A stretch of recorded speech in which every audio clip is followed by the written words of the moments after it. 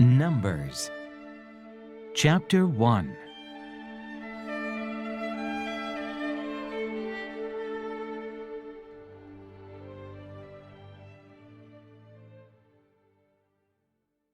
The Census.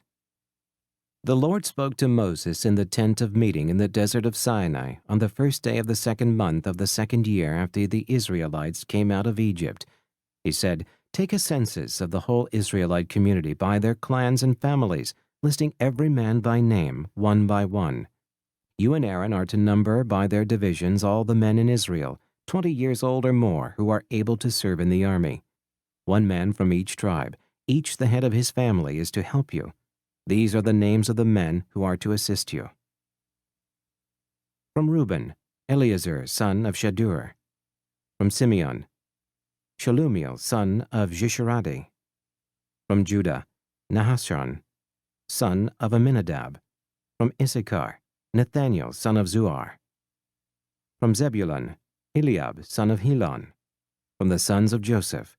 From Ephraim, Elishama, son of Ammihud. From Manasseh, Gamaliel, son of Pedasur. From Benjamin, Abiadon, son of Gideoni. From Dan, Ahiezer, son of Ammishaddai. From Asher, Hagiel, son of Ochran. From Gad, Elizaph, son of Duel. From Naphtali, Ahira, son of Enan. These were the men appointed from the community, the leaders of their ancestral tribes. They were the heads of the clans of Israel. Moses and Aaron took these men whose names had been given, and they called the whole community together on the first day of the second month. The people indicated their ancestry by their clans and families, and the men 20 years old or more were listed by name, one by one, as the Lord commanded Moses, and so he counted them in the desert of Sinai. From the descendants of Reuben, the firstborn son of Israel, all the men 20 years old or more who were able to serve in the army were listed by name, one by one according to the records of their clans and families. The number from the tribe of Reuben was 46,500. From the descendants of Simeon, all the men 20 years old or more who were able to serve in the army were counted and listed by name, one by one, according to the records of their clans and families. The number from the tribe of Simeon was 59,300. From the descendants of Gad, all the men 20 years old or more who were able to serve in the army were listed by name, according to the records of their clans and families. The number from the tribe of Gad was 45,650. From the descendants of Judah, all the men 20 years old or more who were able to serve in the army were listed by name, according to the records of their clans and families. The number from the tribe of Judah was 74,600. From the descendants of Issachar, all the men 20 years old or more who were able to serve in the army were listed by name according to the records of their clans and families. The number from the tribe of Issachar was 54,400. From the descendants of Zebulun, all the men 20 years old or more who were able to serve in the army were listed by name according to the records of their clans and families. The number from the tribe of Zebulun was 57,400. From the sons of Joseph, from the descendants of Ephraim, all the men 20 years old or more who were able to serve in the army were listed by name according to the records of their clans and families. The number from the tribe of Ephraim was 40,500. From the descendants of Manasseh, all the men 20 years old or more who were able to serve in the army were listed by name according to the records of their clans and families. The number from the tribe of Manasseh was 32,200. From the descendants of Benjamin, all the men 20 years old or more who were able to serve in the army were listed by name according to the records of their clans and families. The number from the tribe of Benjamin was 35,400. From the descendants of Dan, all the men 20 years old or more who were able to serve in the army were listed by name according to the records of their clans and families. The number from the tribe of Dan was 62,700.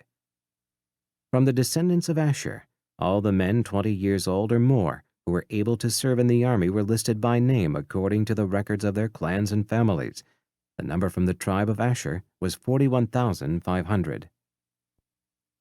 From the descendants of Naphtali, All the men 20 years old or more who were able to serve in the army were listed by name according to the records of their clans and families. The number from the tribe of Naphtali was 53,400. These were the men counted by Moses and Aaron and the 12 leaders of Israel, each one representing his family. All the Israelites 20 years old or more who were able to serve in Israel's army were counted according to their families. The total number was 603,550. The families of the tribe of Levi, however, were not counted along with the others. The Lord had said to Moses, "You must not count the tribe of Levi, or include them in the census of the other Israelites. Instead, appoint the Levites to be in charge of the tabernacle of the testimony.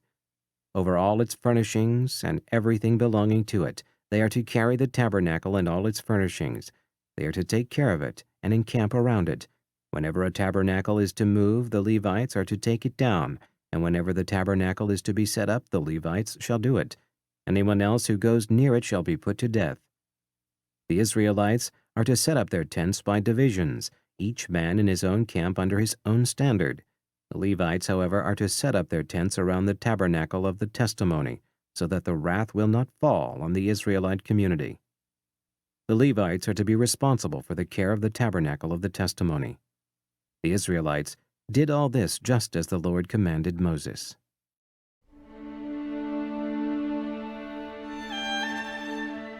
Numbers Chapter 2.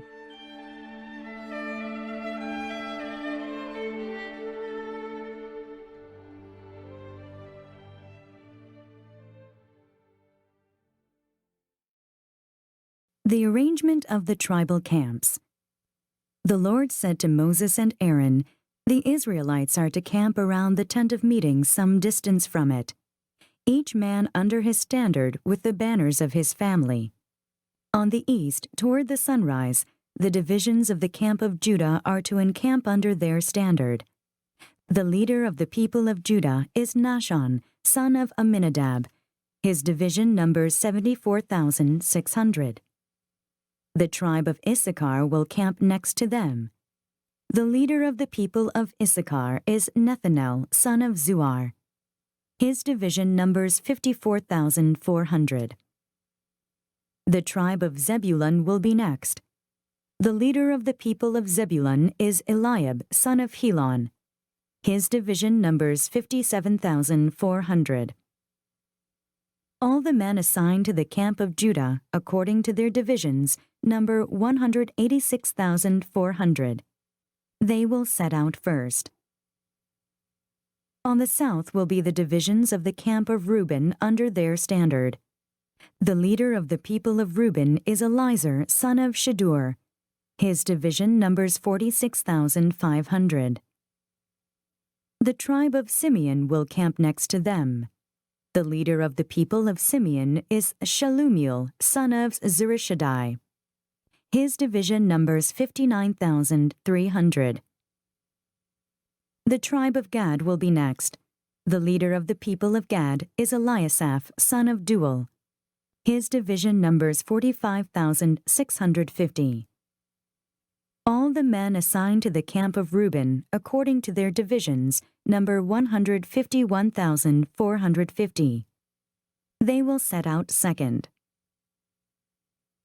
Then the tent of meeting and the camp of the Levites will set out in the middle of the camps.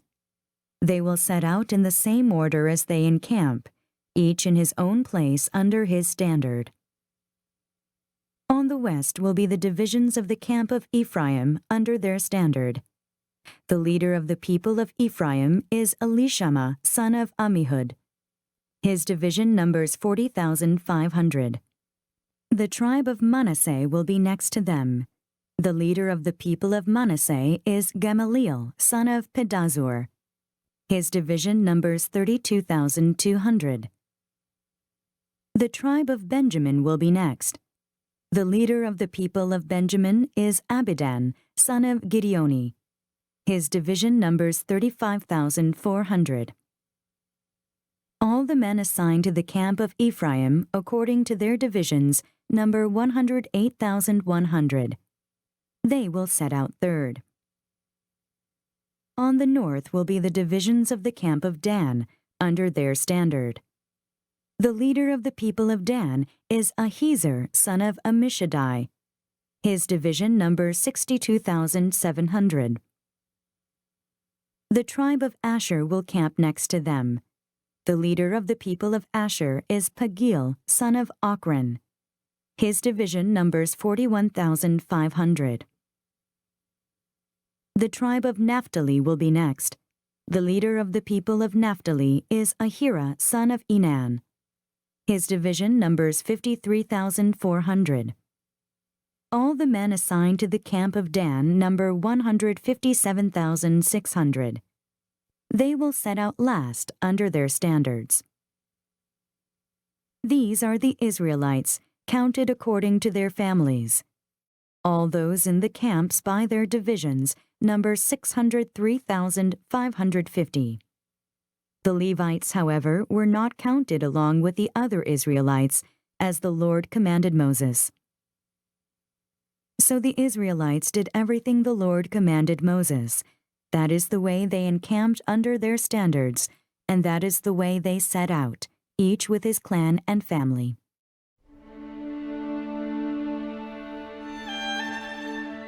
Numbers Chapter 3.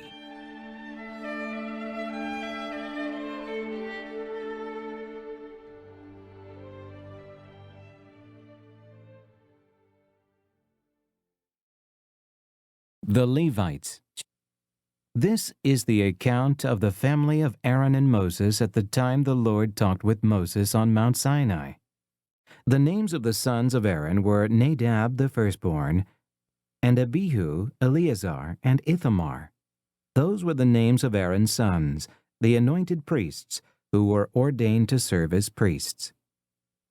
Nadab and Abihu, however, fell dead before the Lord when they made an offering with unauthorized fire before him in the desert of Sinai.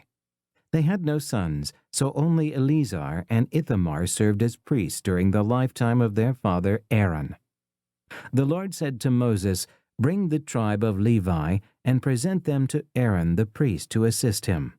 They are to perform duties for him and for the whole community at the tent of meeting by doing the work of the tabernacle. They are to take care of all the furnishings of the tent of meeting, fulfilling the obligations of the Israelites by doing the work of the tabernacle. Give the Levites to Aaron and his sons. They are the Israelites who are to be given wholly to him. Appoint Aaron and his sons to serve as priests. Anyone else who approaches the sanctuary must be put to death." The Lord also said to Moses, "I have taken the Levites from among the Israelites in place of the first male offspring of every Israelite woman. The Levites are mine, for all the firstborn are mine. When I struck down all the firstborn in Egypt, I set apart for myself every firstborn in Israel, whether man or animal. They are to be mine. I am the Lord." The Lord said to Moses in the desert of Sinai, "Count the Levites by their families and clans. Count every male a month old or more." So Moses counted them as he was commanded by the word of the Lord. These were the names of the sons of Levi: Gershon, Kohath, and Merari. These were the names of the Gershonite clans: Libni and Shimei. The Kohathi clans: Amram, Izhar, Hebron, and Uzel. The Maharai clans: Mahali and Mushi. These were the Levite clans according to their families. To Gershon belonged the clans of the Libnites and Shimeites. These were the Gershonite clans. The number of all the males a month old or more who were counted was 7,500. The Gershonite clans were to camp on the west behind the tabernacle. The leader of the families of the Gershonites was Eliasaph, son of Lael. At the tent of meeting, the Gershonites were responsible for the care of the tabernacle and tent, its coverings, the curtain at the entrance to the tent of meeting, the curtains of the courtyard, the curtains at the entrance to the courtyard surrounding the tabernacle and altar, and the ropes, and everything related to their use. To Kohath belonged the clans of the Amaramites, Izharites, Hebronites, and Uzzielites. These were the Kohathite clans. The number of all the males a month old or more was 8,600. The Kohathites were responsible for the care of the sanctuary.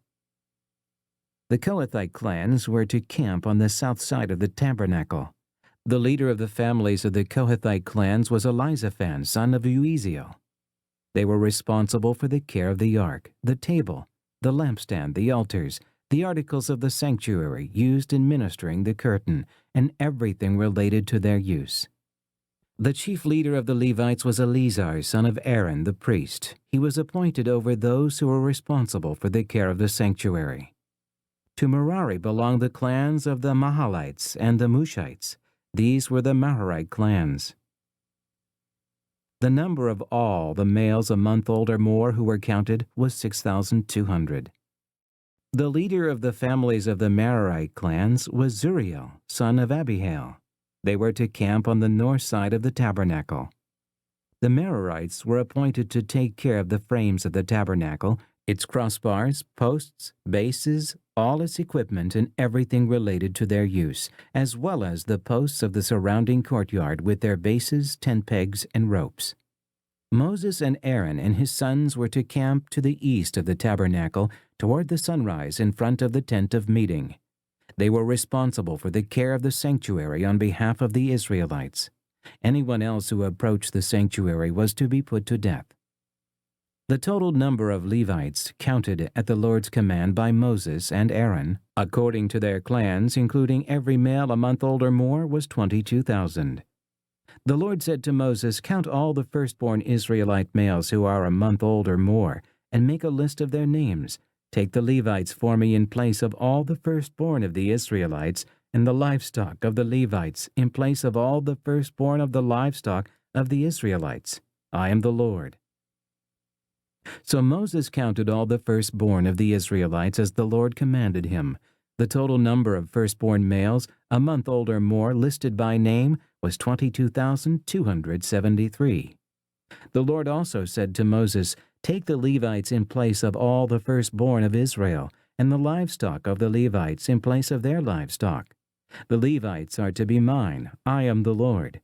To redeem the 273 firstborn Israelites who exceed the number of the Levites, collect 5 shekels for each one according to the sanctuary shekel, which weighs 20 gerahs. Give the money for the redemption of the additional Israelites to Aaron and his sons." So Moses collected the redemption money from those who exceeded the number redeemed by the Levites. From the firstborn of the Israelites he collected silver, weighing 1,365 shekels, according to the sanctuary shekel. Moses gave the redemption money to Aaron and his sons as he was commanded by the word of the Lord.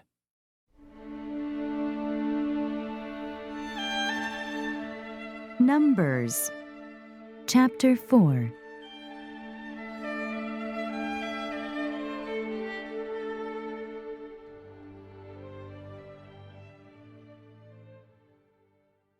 The Kohathites. The Lord said to Moses and Aaron, "Take a census of the Kohathite branch of the Levites by their clans and families.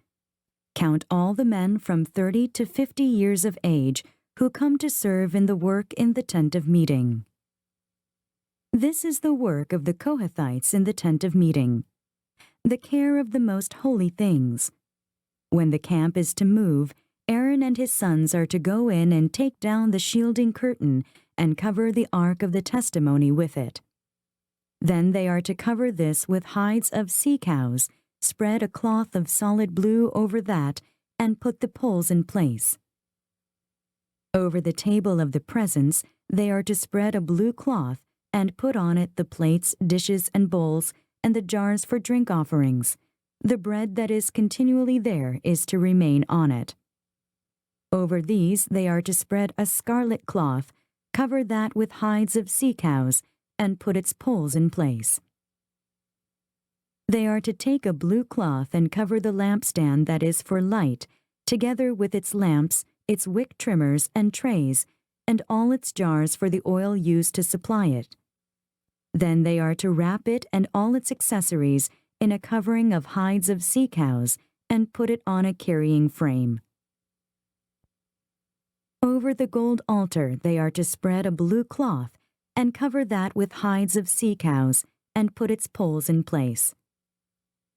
They are to take all the articles used for ministering in the sanctuary, wrap them in a blue cloth, cover that with hides of sea cows, and put them on a carrying frame. They are to remove the ashes from the bronze altar and spread a purple cloth over it. Then they are to place on it all the utensils used for ministering at the altar, including the fire pans, meat forks, shovels, and sprinkling bowls. Over it they are to spread a covering of hides of sea cows and put its poles in place. After Aaron and his sons have finished covering the holy furnishings and all the holy articles, and when the camp is ready to move, the Kohathites are to come to do the carrying. But they must not touch the holy things, or they will die. The Kohathites are to carry those things that are in the tent of meeting. Eleazar, son of Aaron, the priest, is to have charge of the oil for the light, the fragrant incense, the regular grain offering, and the anointing oil. He is to be in charge of the entire tabernacle and everything in it, including its holy furnishings and articles. The Lord said to Moses and Aaron, "See that the Kohathite tribal clans are not cut off from the Levites, so that they may live and not die when they come near the most holy things. Do this for them. Aaron and his sons are to go into the sanctuary and assign to each man his work and what he is to carry. But the Kohathites must not go in to look at the holy things, even for a moment, or they will die." The Gershonites. The Lord said to Moses, "Take a census also of the Gershonites by their families and clans. Count all the men from 30 to 50 years of age who come to serve in the work at the tent of meeting. This is the service of the Gershonite clans as they work and carry burdens. They are to carry the curtains of the tabernacle, the tent of meeting, its covering and the outer covering of hides of sea cows, the curtains for the entrance to the tent of meeting, the curtains of the courtyard surrounding the tabernacle and altar, the curtain for the entrance, the ropes, and all the equipment used in its service. The Gershonites are to do all that needs to be done with these things. All their service, whether carrying or doing other work, is to be done under the direction of Aaron and his sons. You shall assign to them as their responsibility all they are to carry. This is the service of the Gershonite clans at the tent of meeting. Their duties are to be under the direction of Ithamar, son of Aaron, the priest. The Merarites. Count the Merarites by their clans and families. Count all the men from 30 to 50 years of age who come to serve in the work at the tent of meeting. This is their duty as they perform service at the tent of meeting: to carry the frames of the tabernacle, its crossbars, posts, and bases, as well as the posts of the surrounding courtyard with their bases, tent pegs, ropes, all their equipment, and everything related to their use. Assign to each man the specific things he is to carry. This is the service of the Maharai clans as they work at the tent of meeting under the direction of Ithamar, son of Aaron, the priest. The numbering of the Levite clans. Moses, Aaron, and the leaders of the community counted the Kohathites by their clans and families.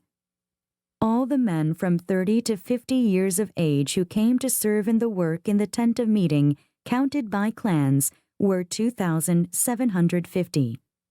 This was the total of all those in the Kohathite clans who served in the tent of meeting. Moses and Aaron counted them according to the Lord's command through Moses. The Gershonites were counted by their clans and families. All the men from 30 to 50 years of age who came to serve in the work at the tent of meeting, counted by their clans and families, were 2,630. This was the total of those in the Gershonite clans who served at the tent of meeting. Moses and Aaron counted them according to the Lord's command. The Merarites were counted by their clans and families. All the men from 30 to 50 years of age who came to serve in the work at the tent of meeting, counted by their clans, were 3,200. This was the total of those in the Maharai clans. Moses and Aaron counted them according to the Lord's command through Moses. So Moses, Aaron, and the leaders of Israel counted all the Levites by their clans and families. All the men from 30 to 50 years of age who came to do the work of serving and carrying the tent of meeting numbered 8,580. At the Lord's command through Moses, each was assigned his work and told what to carry. Thus they were counted, as the Lord commanded Moses.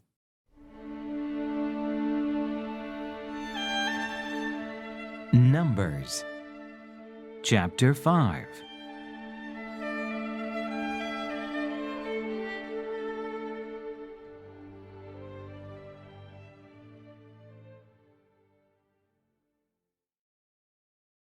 The purity of the camp. The Lord said to Moses, "Command the Israelites to send away from the camp anyone who has an infectious skin disease, or a discharge of any kind, or who is ceremonially unclean because of a dead body. Send away male and female alike. Send them outside the camp so they will not defile their camp, where I dwell among them." The Israelites did this. They sent them outside the camp. They did just as the Lord had instructed Moses. Restitution for wrongs. The Lord said to Moses, "Say to the Israelites, when a man or woman wrongs another in any way, and so is unfaithful to the Lord, that person is guilty and must confess the sin he has committed. He must make full restitution for his wrong, add 1/5 to it, and give it all to the person he has wronged. But if that person has no close relative to whom restitution can be made for the wrong, the restitution belongs to the Lord and must be given to the priest, along with the ram with which atonement is made for him. All the sacred contributions the Israelites bring to a priest will belong to him. Each man's sacred gifts are his own, but what he gives to the priest will belong to the priest." The test for an unfaithful wife.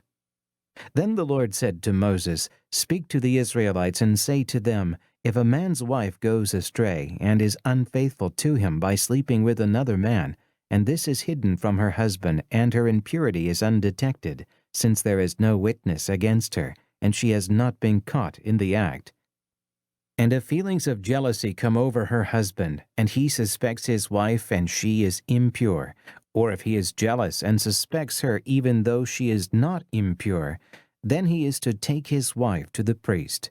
He must also take an offering of 1/10 of an ephah of barley flour on her behalf. He must not pour oil on it or put incense on it, because it is a grain offering for jealousy, a reminder offering to draw attention to guilt. The priest shall bring her and have her stand before the Lord. Then he shall take some holy water in a clay jar and put some dust from the tabernacle floor into the water.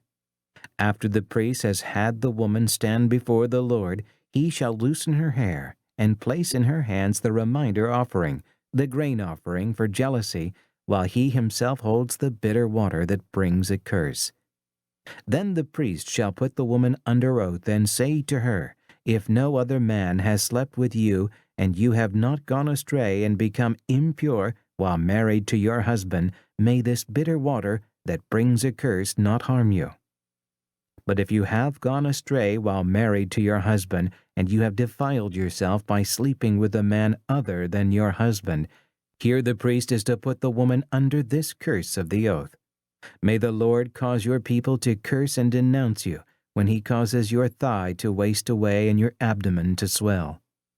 May this water that brings a curse enter your body, so that your abdomen swells and your thigh wastes away." Then the woman is to say, "Amen, so be it." The priest is to write these curses on a scroll and then wash them off into the bitter water. He shall have the woman drink the bitter water that brings a curse, and this water will enter her and cause bitter suffering. The priest is to take from her hands the grain offering for jealousy, wave it before the Lord, and bring it to the altar.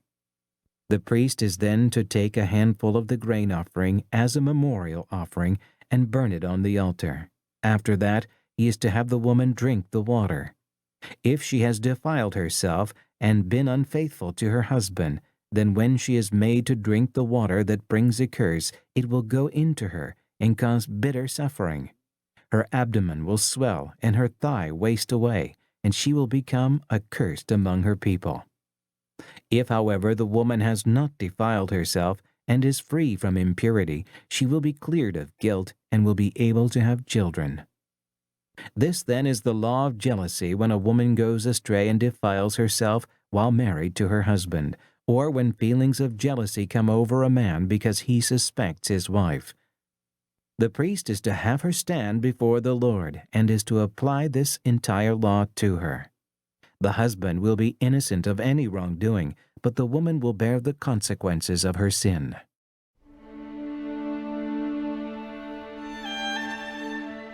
Numbers Chapter 6.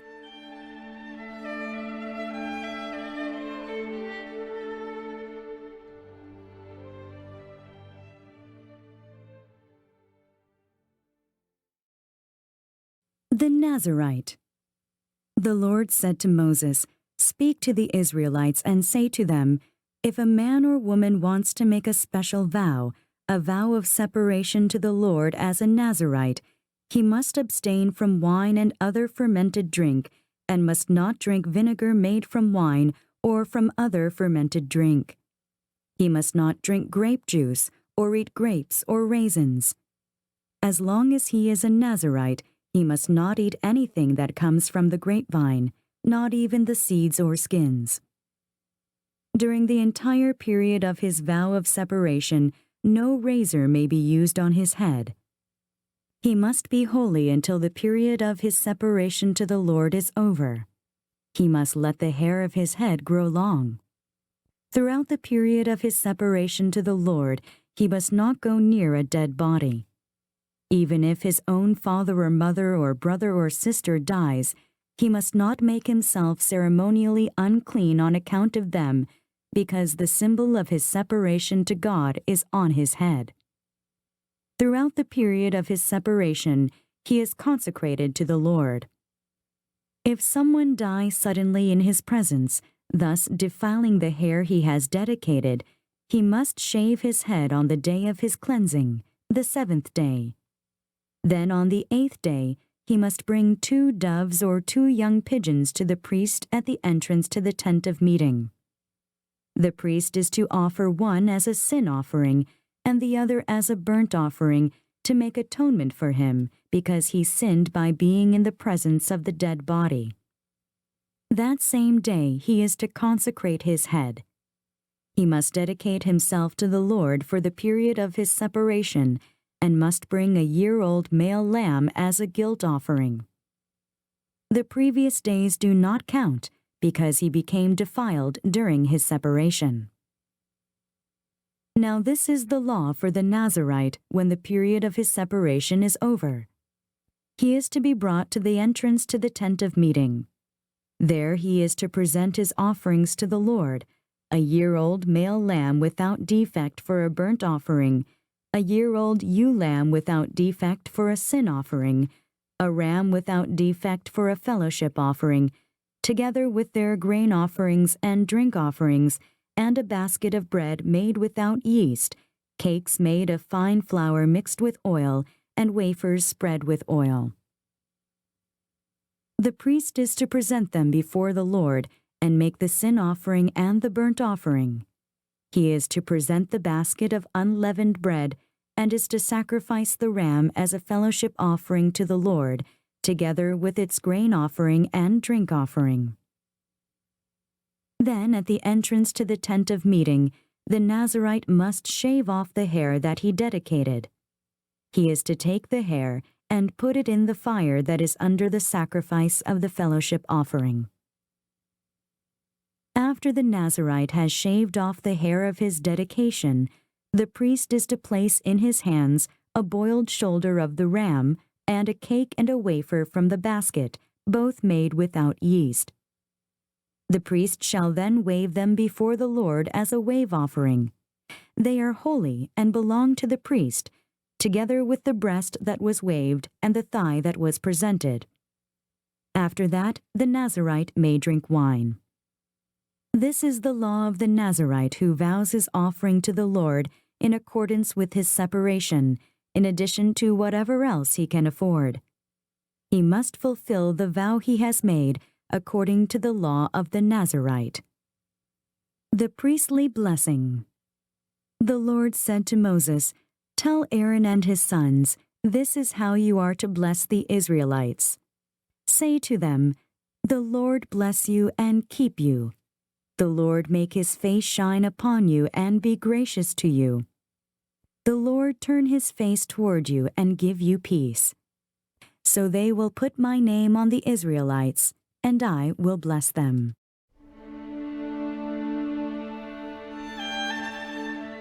Numbers Chapter 7.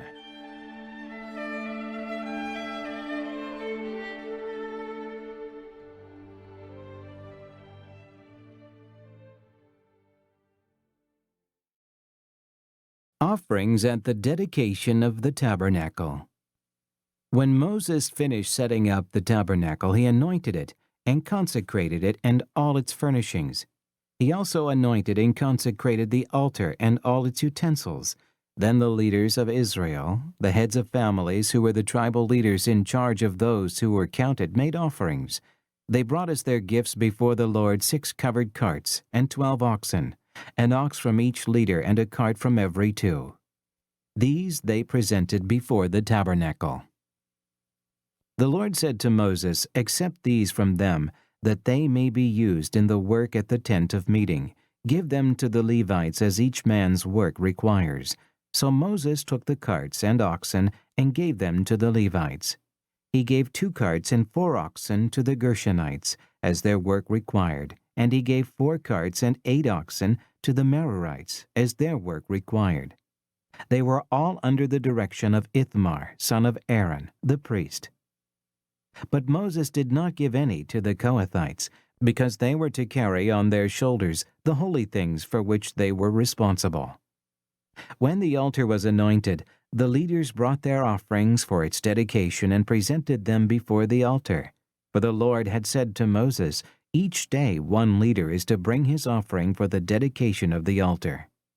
The one who brought his offering on the first day was Nahshon, son of Amminadab, of the tribe of Judah. His offering was 1 silver plate weighing 130 shekels, and 1 silver sprinkling bowl weighing 70 shekels, both according to the sanctuary shekel, each filled with fine flour, mixed with oil as a grain offering. 1 gold dish weighing 10 shekels, filled with incense, 1 young bull, 1 ram, and 1 male lamb a year old for a burnt offering, 1 male goat for a sin offering, and 2 oxen, 5 rams, 5 male goats, and 5 male lambs a year old to be sacrificed as a fellowship offering. This was the offering of Nahshon, son of Amminadab. On the second day, Nethanel, son of Zuar, the leader of Issachar, brought his offering. The offering he brought was 1 silver plate weighing 130 shekels and 1 silver sprinkling bowl weighing 70 shekels, both according to the sanctuary shekel, each filled with fine flour mixed with oil as a grain offering.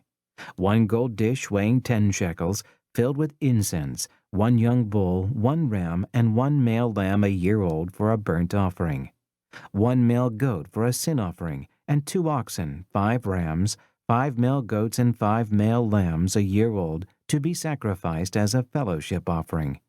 This was the offering of Nethanel, son of Zuar.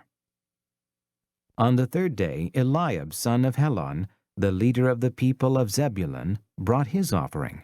His offering was 1 silver plate weighing 130 shekels and 1 silver sprinkling bowl weighing 70 shekels, both according to the sanctuary shekel, each filled with fine flour mixed with oil as a grain offering, 1 gold dish weighing 10 shekels filled with incense, 1 young bull, 1 ram, and 1 male lamb a year old for a burnt offering, 1 male goat for a sin offering, and 2 oxen, 5 rams, 5 male goats and 5 male lambs a year old, to be sacrificed as a fellowship offering.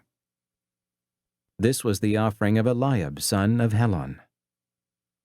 On the 4th day, Eliezer, son of Shedeur, the leader of the people of Reuben, brought his offering. His offering was 1 silver plate weighing 130 shekels and 1 silver sprinkling bowl weighing 70 shekels, both according to the sanctuary shekel, each filled with fine flour mixed with oil as a grain offering.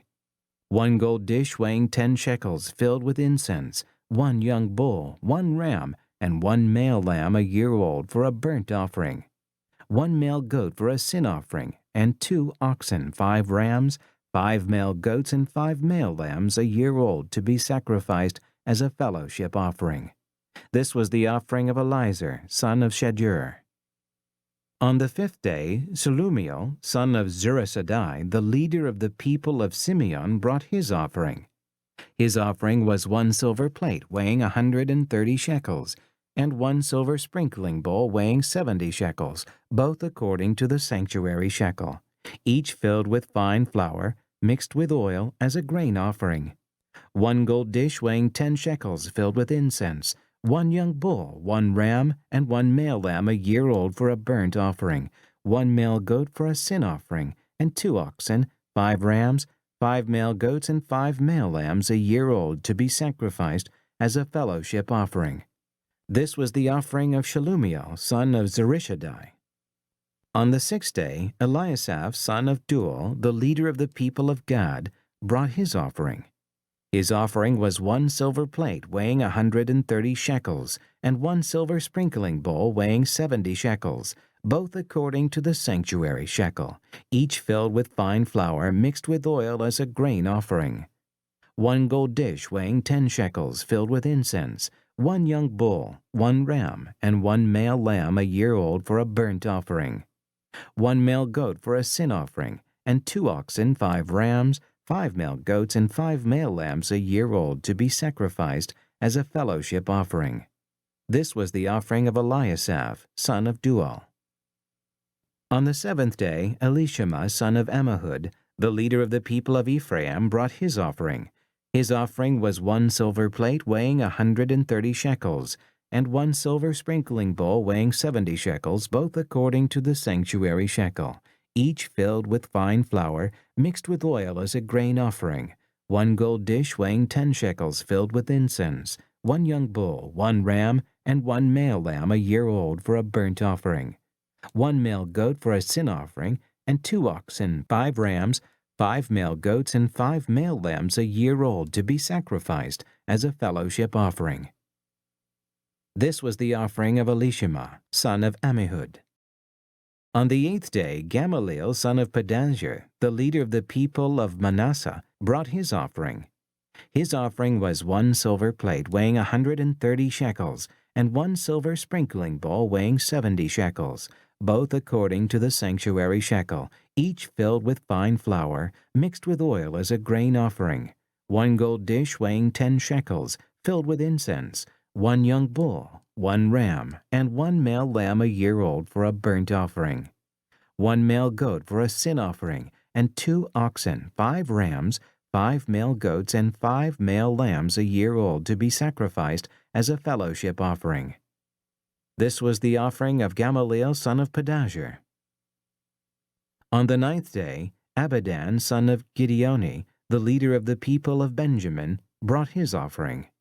His offering was 1 silver plate weighing 130 shekels, and 1 silver sprinkling bowl weighing 70 shekels, both according to the sanctuary shekel, each filled with fine flour mixed with oil as a grain offering, 1 gold dish weighing 10 shekels filled with incense, 1 young bull, 1 ram, and 1 male lamb a year old for a burnt offering, 1 male goat for a sin offering, and 2 oxen, 5 rams, 5 male goats, and 5 male lambs a year old to be sacrificed as a fellowship offering. This was the offering of Abidan, son of Gideoni. On the 10th day, Ahiezer, son of Ammishaddai, the leader of the people of Dan, brought his offering. His offering was 1 silver plate weighing 130 shekels, and 1 silver sprinkling bowl weighing 70 shekels, both according to the sanctuary shekel, each filled with fine flour mixed with oil as a grain offering. 1 gold dish weighing 10 shekels filled with incense, 1 young bull, 1 ram, and 1 male lamb a year old for a burnt offering, 1 male goat for a sin offering, and 2 oxen, 5 rams, 5 male goats, and 5 male lambs a year old to be sacrificed as a fellowship offering. This was the offering of Ahiezer, son of Ammishaddai. On the 11th day, Pagiel, son of Ochran, the leader of the people of Asher, brought his offering. His offering was 1 silver plate weighing 130 shekels, and 1 silver sprinkling bowl weighing 70 shekels, both according to the sanctuary shekel, each filled with fine flour mixed with oil as a grain offering. 1 gold dish weighing 10 shekels filled with incense, 1 young bull, 1 ram, and 1 male lamb a year old for a burnt offering. 1 male goat for a sin offering, and 2 oxen, 5 rams, 5 male goats, and 5 male lambs a year old to be sacrificed as a fellowship offering. This was the offering of Pagiel, son of Ochran. On the 12th day, Ahira, son of Enan, the leader of the people of Naphtali, brought his offering. His offering was 1 silver plate weighing 130 shekels, and 1 silver sprinkling bowl weighing 70 shekels, both according to the sanctuary shekel, each filled with fine flour, mixed with oil as a grain offering, 1 gold dish weighing 10 shekels, filled with incense, 1 young bull, 1 ram, and 1 male lamb a year old, for a burnt offering. 1 male goat for a sin offering, and 2 oxen, 5 rams, 5 male goats, and 5 male lambs a year old to be sacrificed as a fellowship offering. This was the offering of Ahira, son of Enan. These were the offerings of the Israelite leaders for the dedication of the altar when it was anointed: 12 silver plates, 12 silver sprinkling bowls, and 12 gold dishes. Each silver plate weighed 130 shekels, and each sprinkling bowl 70 shekels. Altogether, the silver dishes weighed 2,400 shekels according to the sanctuary shekel. The 12 gold dishes filled with incense weighed 10 shekels each, according to the sanctuary shekel. Altogether, the gold dishes weighed 120 shekels. The total number of animals for the burnt offering came to 12 young bulls, 12 rams, and 12 male lambs a year old together with their grain offering. 12 male goats were used for the sin offering. The total number of animals for the sacrifice of the fellowship offering came to 24 oxen, 60 rams, 60 male goats, and 60 male lambs a year old.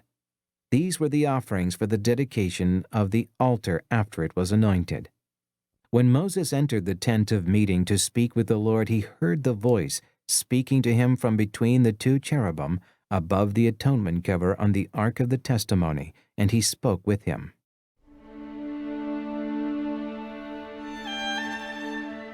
Numbers Chapter 8.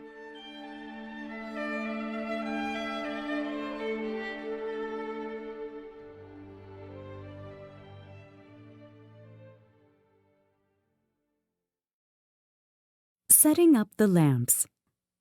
The Lord said to Moses, "Speak to Aaron and say to him, when you set up the 7 lamps, they are to light the area in front of the lampstand." Aaron did so. He set up the lamps so that they faced forward on the lampstand, just as the Lord commanded Moses. This is how the lampstand was made. It was made of hammered gold from its base to its blossoms. The lampstand was made exactly like the pattern the Lord had shown Moses. The setting apart of the Levites. The Lord said to Moses, "Take the Levites from among the other Israelites and make them ceremonially clean. To purify them, do this: sprinkle the water of cleansing on them, then have them shave their whole bodies and wash their clothes, and so purify themselves. Have them take a young bull with its grain offering of fine flour mixed with oil. Then you are to take a second young bull for a sin offering. Bring the Levites to the front of the tent of meeting and assemble the whole Israelite community. You are to bring the Levites before the Lord, and the Israelites are to lay their hands on them. Aaron is to present the Levites before the Lord as a wave offering from the Israelites, so that they may be ready to do the work of the Lord. After the Levites lay their hands on the heads of the bulls, use the one for a sin offering to the Lord, and the other for a burnt offering, to make atonement for the Levites. Have the Levites stand in front of Aaron and his sons, and then present them as a wave offering to the Lord. In this way, you are to set the Levites apart from the other Israelites, and the Levites will be mine. After you have purified the Levites and presented them as a wave offering, they are to come to do their work at the tent of meeting. They are the Israelites who are to be given wholly to me. I have taken them as my own in place of the firstborn, the first male offspring from every Israelite woman. Every firstborn male in Israel, whether man or animal, is mine. When I struck down all the firstborn in Egypt, I set them apart for myself. And I have taken the Levites in place of all the firstborn sons in Israel. Of all the Israelites, I have given the Levites as gifts to Aaron and his sons to do the work at the tent of meeting on behalf of the Israelites and to make atonement for them so that no plague will strike the Israelites when they go near the sanctuary. Moses, Aaron, and the whole Israelite community did with the Levites just as the Lord commanded Moses. The Levites purified themselves and washed their clothes. Then Aaron presented them as a wave offering before the Lord and made atonement for them to purify them. After that, the Levites came to do their work at the tent of meeting under the supervision of Aaron and his sons. They did with the Levites just as the Lord commanded Moses. The Lord said to Moses, "This applies to the Levites. Men 25 years old or more shall come to take part in the work at the tent of meeting, but at the age of 50 they must retire from their regular service and work no longer. They may assist their brothers in performing their duties at the tent of meeting, but they themselves must not do the work. This, then, is how you are to assign the responsibilities of the Levites."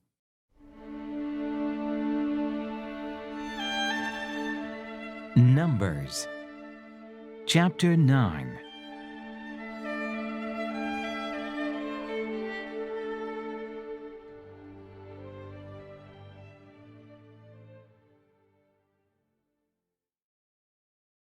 The Passover. The Lord spoke to Moses in the desert of Sinai, in the first month of the second year after they came out of Egypt. He said, "Have the Israelites celebrate the Passover at the appointed time. Celebrate it at the appointed time at twilight on the 14th day of this month, in accordance with all its rules and regulations." So Moses told the Israelites to celebrate the Passover, and they did so in the desert of Sinai at twilight on the 14th day of the first month. The Israelites did everything just as the Lord commanded Moses, but some of them could not celebrate the Passover on that day because they were ceremonially unclean on account of a dead body. So they came to Moses and Aaron that same day and said to Moses, "We have become unclean because of a dead body, but why should we be kept from presenting the Lord's offering with the other Israelites at the appointed time?" Moses answered them, "Wait until I find out what the Lord commands concerning you." Then the Lord said to Moses, "Tell the Israelites, when any of you or your descendants are unclean because of a dead body, or are away on a journey, they may still celebrate the Lord's Passover. They are to celebrate it on the 14th day of the second month at twilight. They are to eat the lamb together with unleavened bread and bitter herbs. They must not leave any of it till morning or break any of its bones. When they celebrate the Passover, they must follow all the regulations. But if a man who is ceremonially clean and not on a journey fails to celebrate the Passover, that person must be cut off from his people, because he did not present the Lord's offering at the appointed time. that man will bear the consequences of his sin. An alien living among you who wants to celebrate the Lord's Passover must do so in accordance with its rules and regulations. You must have the same regulations for the alien and the native-born. The cloud above the tabernacle. On the day the tabernacle, the tent of the testimony, was set up, the cloud covered it. From evening till morning, the cloud above the tabernacle looked like fire. That is how it continued to be. The cloud covered it, and at night it looked like fire. Whenever the cloud lifted from above the tent, the Israelites set out. Wherever the cloud settled, the Israelites encamped. At the Lord's command, the Israelites set out, and at his command they encamped. As long as the cloud stayed over the tabernacle, they remained in camp. When the cloud remained over the tabernacle a long time, the Israelites obeyed the Lord's order and did not set out. Sometimes the cloud was over the tabernacle only a few days. At the Lord's command they would encamp, and then at his command they would set out. Sometimes the cloud stayed only from evening till morning, and when it lifted in the morning they set out. Whether by day or by night, whenever the cloud lifted they set out. Whether the cloud stayed over the tabernacle for 2 days or a month or a year, the Israelites would remain in camp and not set out, but when it lifted, they would set out. At the Lord's command they encamped, and at the Lord's command they set out. They obeyed the Lord's order in accordance with his command through Moses.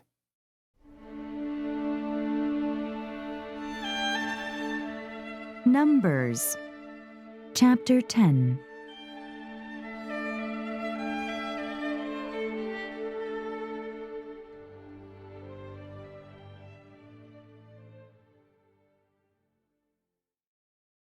The Silver Trumpets. The Lord said to Moses, "Make 2 trumpets of hammered silver, and use them for calling the community together and for having the camp set out. When both are sounded, the whole community is to assemble before you at the entrance to the tent of meeting. If only one is sounded, the leaders, the heads of the clans of Israel, are to assemble before you. When a trumpet blast is sounded, the tribes camping on the east are to set out. At the sounding of a second blast, the camps on the south are to set out.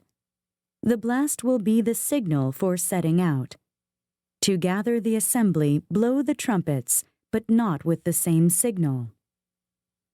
The sons of Aaron, the priests, are to blow the trumpets.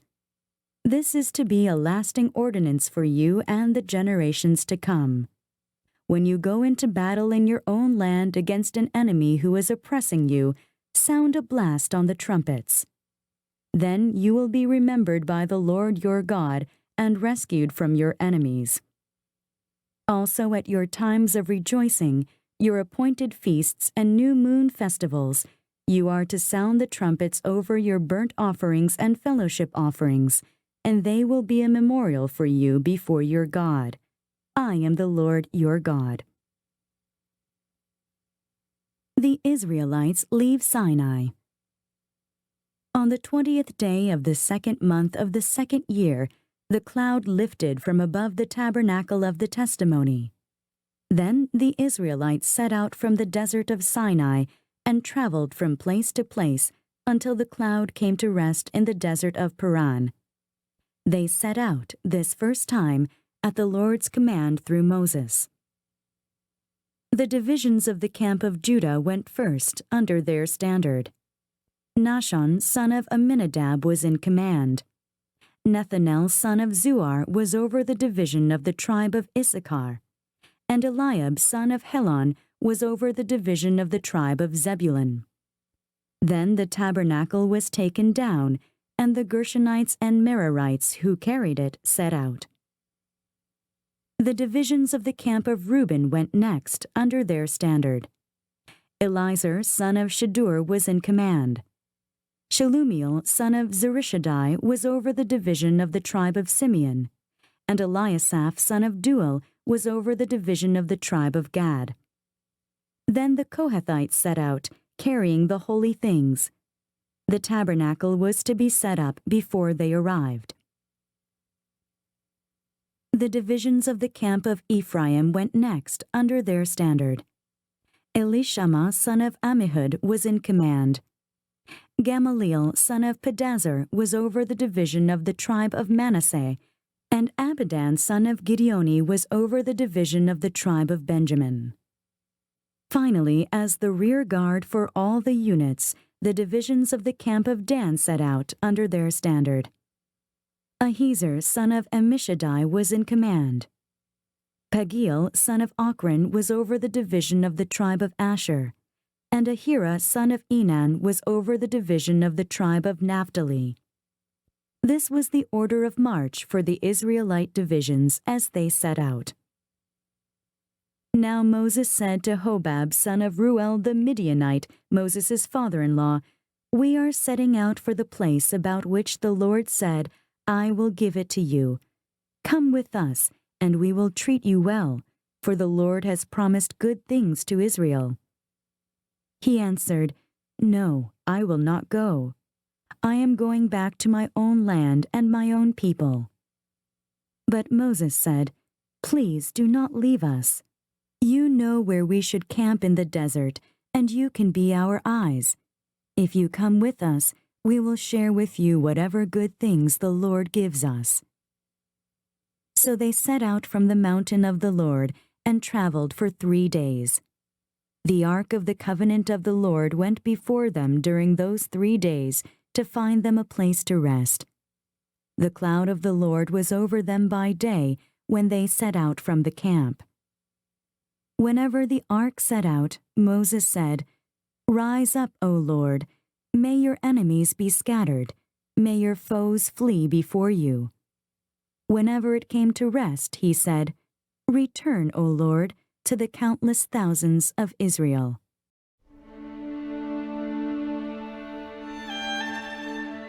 Numbers chapter 11.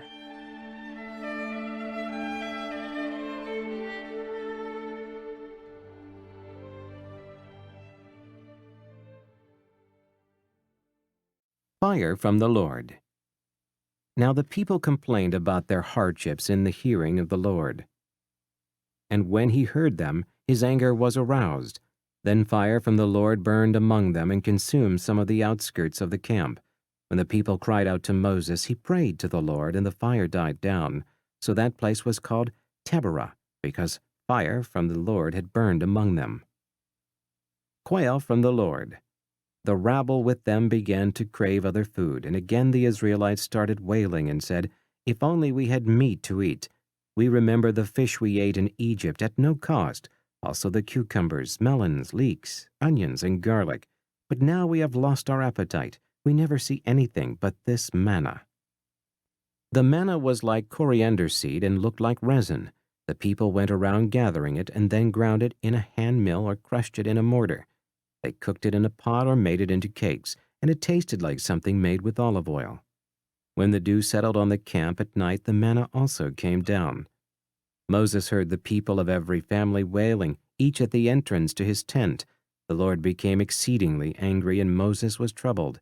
He asked the Lord, "Why have you brought this trouble on your servant? What have I done to displease you that you put the burden of all these people on me? Did I conceive all these people? Did I give them birth? Why do you tell me to carry them in my arms, as a nurse carries an infant to the land you promised on oath to their forefathers? Where can I get meat for all these people? They keep wailing to me, 'Give us meat to eat.' I cannot carry all these people by myself. The burden is too heavy for me. If this is how you are going to treat me, put me to death right now. If I have found favor in your eyes, and do not let me face my own ruin." The Lord said to Moses, "Bring me 70 of Israel's elders who are known to you as leaders and officials among the people. Have them come to the tent of meeting, that they may stand there with you. I will come down and speak with you there, and I will take care of the spirit that is on you and put the spirit on them. They will help you carry the burden of the people so that you will not have to carry it alone. Tell the people, 'Consecrate yourselves in preparation for tomorrow, when you will eat meat.' The Lord heard you when you wailed, 'If only we had meat to eat. We were better off in Egypt.' Now the Lord will give you meat, and you will eat it. You will not eat it for just 1 day or 2 days or 5, 10, or 20 days, but for a whole month, until it comes out of your nostrils, and you loathe it. Because you have rejected the Lord who is among you, and have wailed before him, saying, Why did we ever leave Egypt? But Moses said, Here I am among 600,000 men on foot, and you say, I will give them meat to eat for a whole month. Would they have enough if flocks and herds were slaughtered for them? Would they have enough if all the fish in the sea were caught for them? The Lord answered Moses, Is the Lord's arm too short? You will now see whether or not what I say will come true for you. So Moses went out and told the people what the Lord had said. He brought together 70 of their elders, and he had them stand around the tent. Then the Lord came down in the cloud and spoke with him, and he took of the Spirit that was on him, and put the Spirit on the 70 elders. When the Spirit rested on them, they prophesied, but they did not do so again.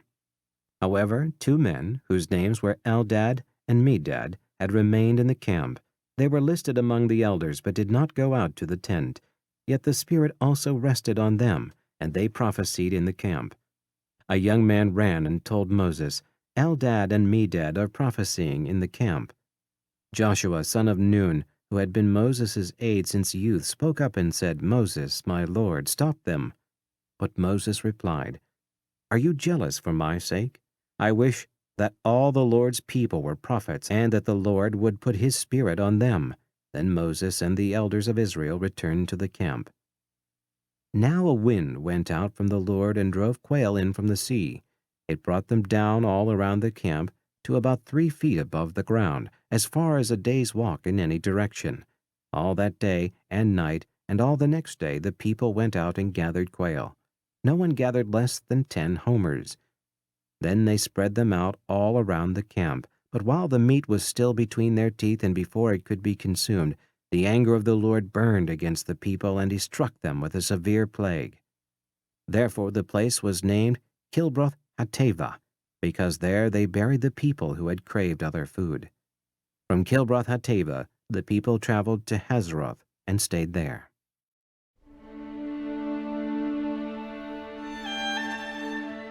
Numbers, chapter 12.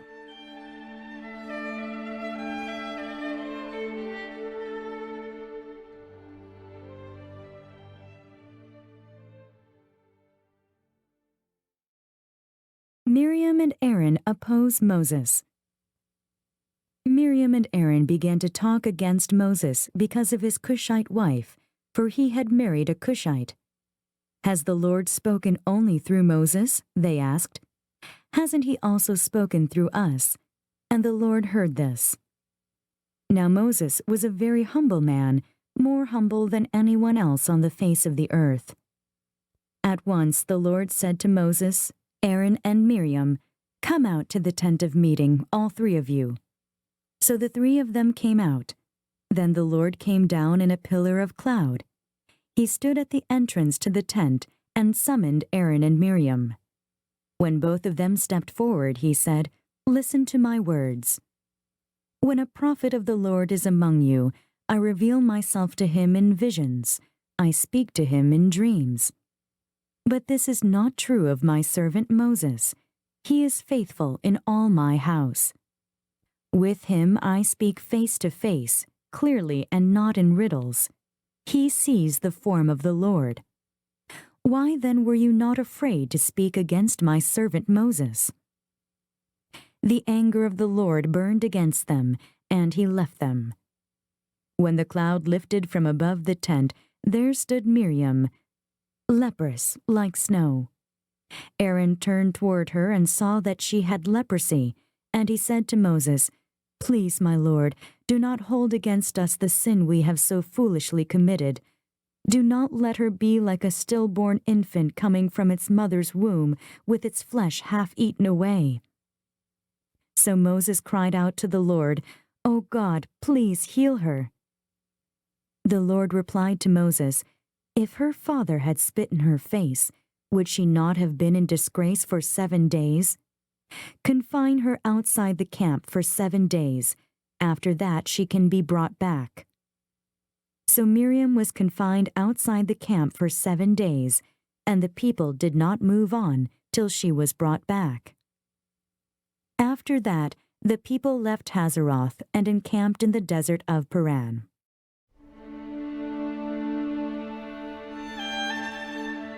Numbers Chapter 13.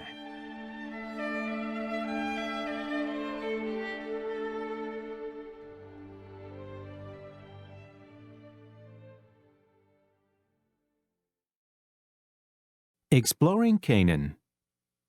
The Lord said to Moses, "Send some men to explore the land of Canaan, which I am giving to the Israelites. From each ancestral tribe, send one of its leaders." So at the Lord's command, Moses sent them out from the desert of Paran. All of them were leaders of the Israelites. These are their names. From the tribe of Reuben, Shammua, son of Zechur.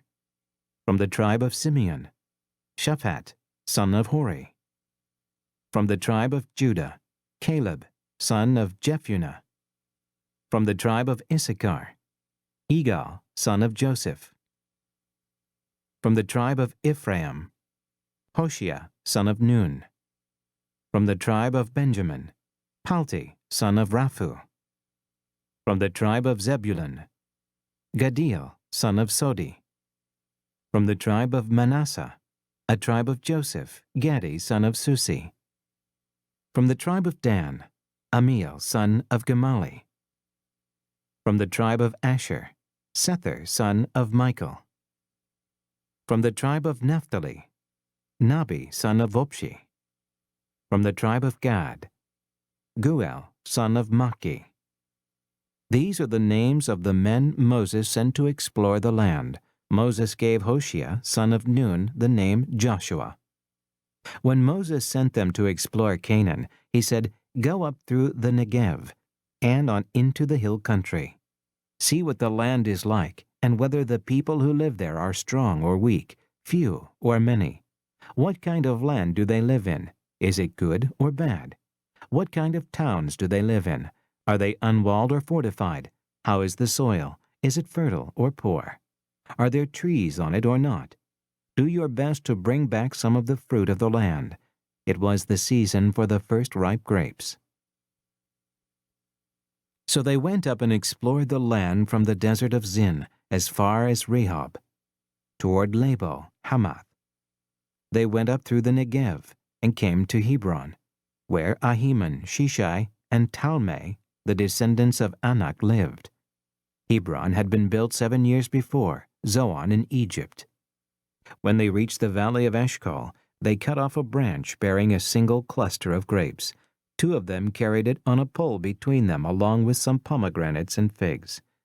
That place was called the Valley of Eshcol, because of the cluster of grapes the Israelites cut off there. At the end of 40 days they returned from exploring the land. Report on the exploration. They came back to Moses and Aaron and the whole Israelite community at Kadesh in the desert of Paran. There they reported to them and to the whole assembly and showed them the fruit of the land. They gave Moses this account. "We went into the land to which you sent us, and it does flow with milk and honey. Here is its fruit. But the people who live there are powerful, and the cities are fortified and very large. We even saw descendants of Anak there. The Amalekites live in the Negev. The Hittites, Jebusites, and Amorites live in the hill country, and the Canaanites live near the sea and along the Jordan." Then Caleb silenced the people before Moses and said, "We should go up and take possession of the land, for we can certainly do it." But the men who had gone up with him said, "We can't attack those people. They are stronger than we are." And they spread among the Israelites a bad report about the land they had explored. They said, "The land we explored devours those living in it. All the people we saw there are of great size. We saw the Nephilim there, the descendants of Anak, come from the Nephilim. We seemed like grasshoppers in our own eyes, and we looked the same to them."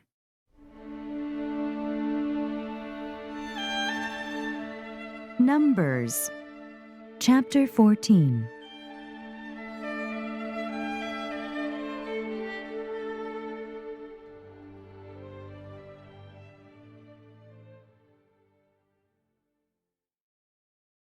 The people rebel.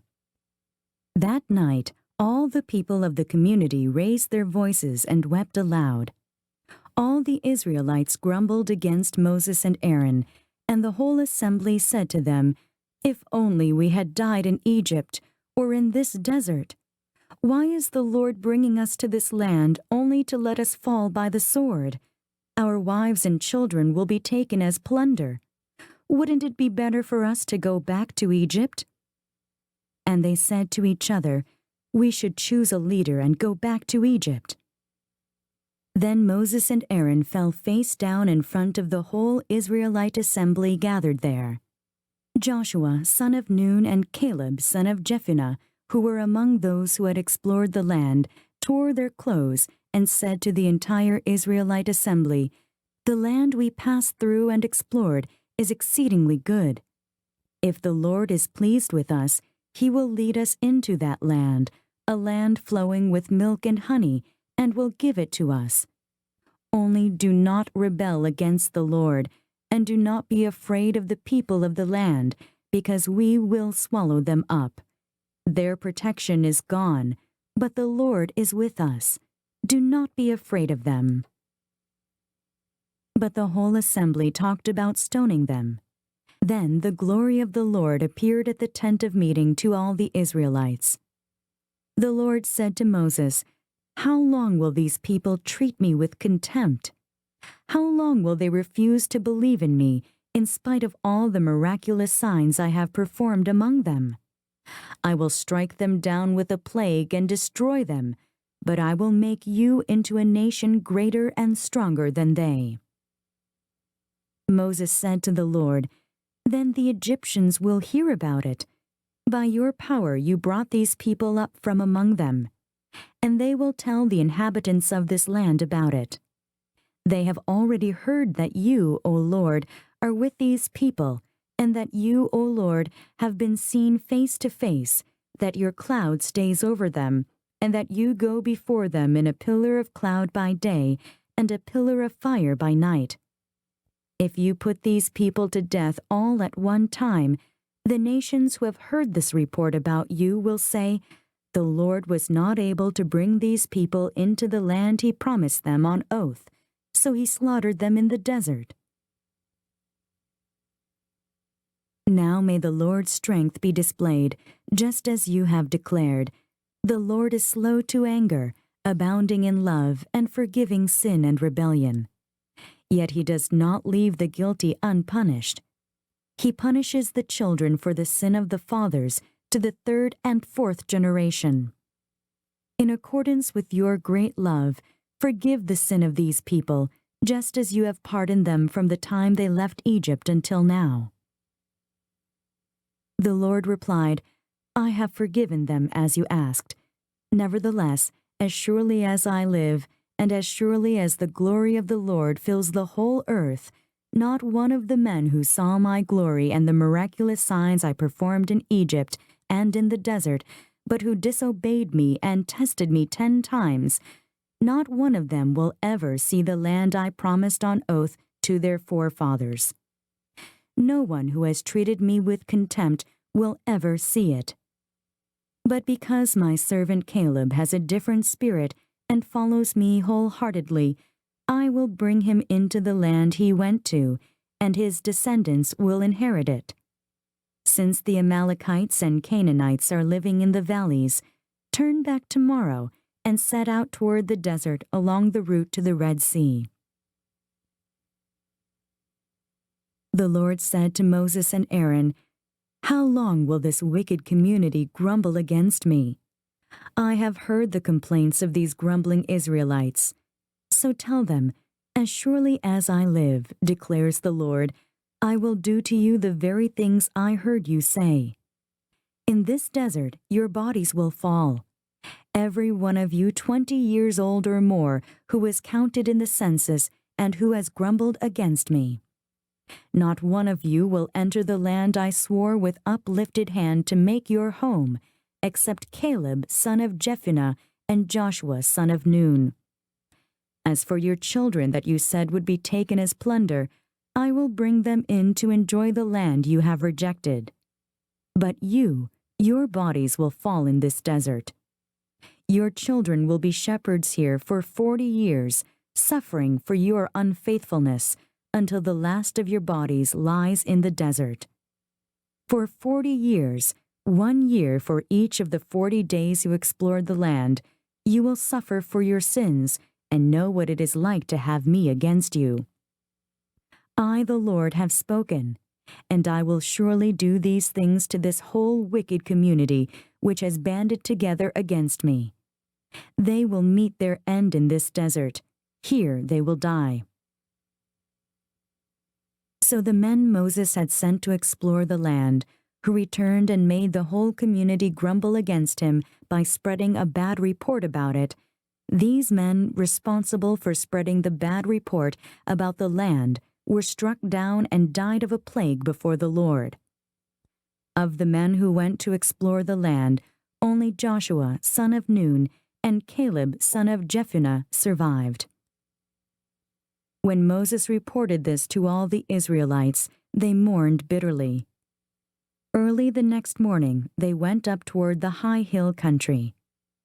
"We have sinned," they said. "We will go up to the place the Lord promised." But Moses said, "Why are you disobeying the Lord's command? This will not succeed. Do not go up, because the Lord is not with you. You will be defeated by your enemies, for the Amalekites and Canaanites will face you there. Because you have turned away from the Lord, he will not be with you, and you will fall by the sword." Nevertheless, in their presumption, they went up toward the high hill country, though neither Moses nor the ark of the Lord's covenant moved from the camp. Then the Amalekites and Canaanites, who lived in that hill country, came down and attacked them and beat them down all the way to Hormah.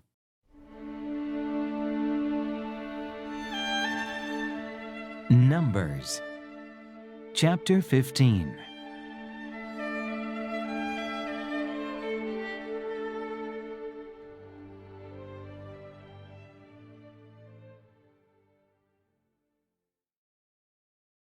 Supplementary offerings.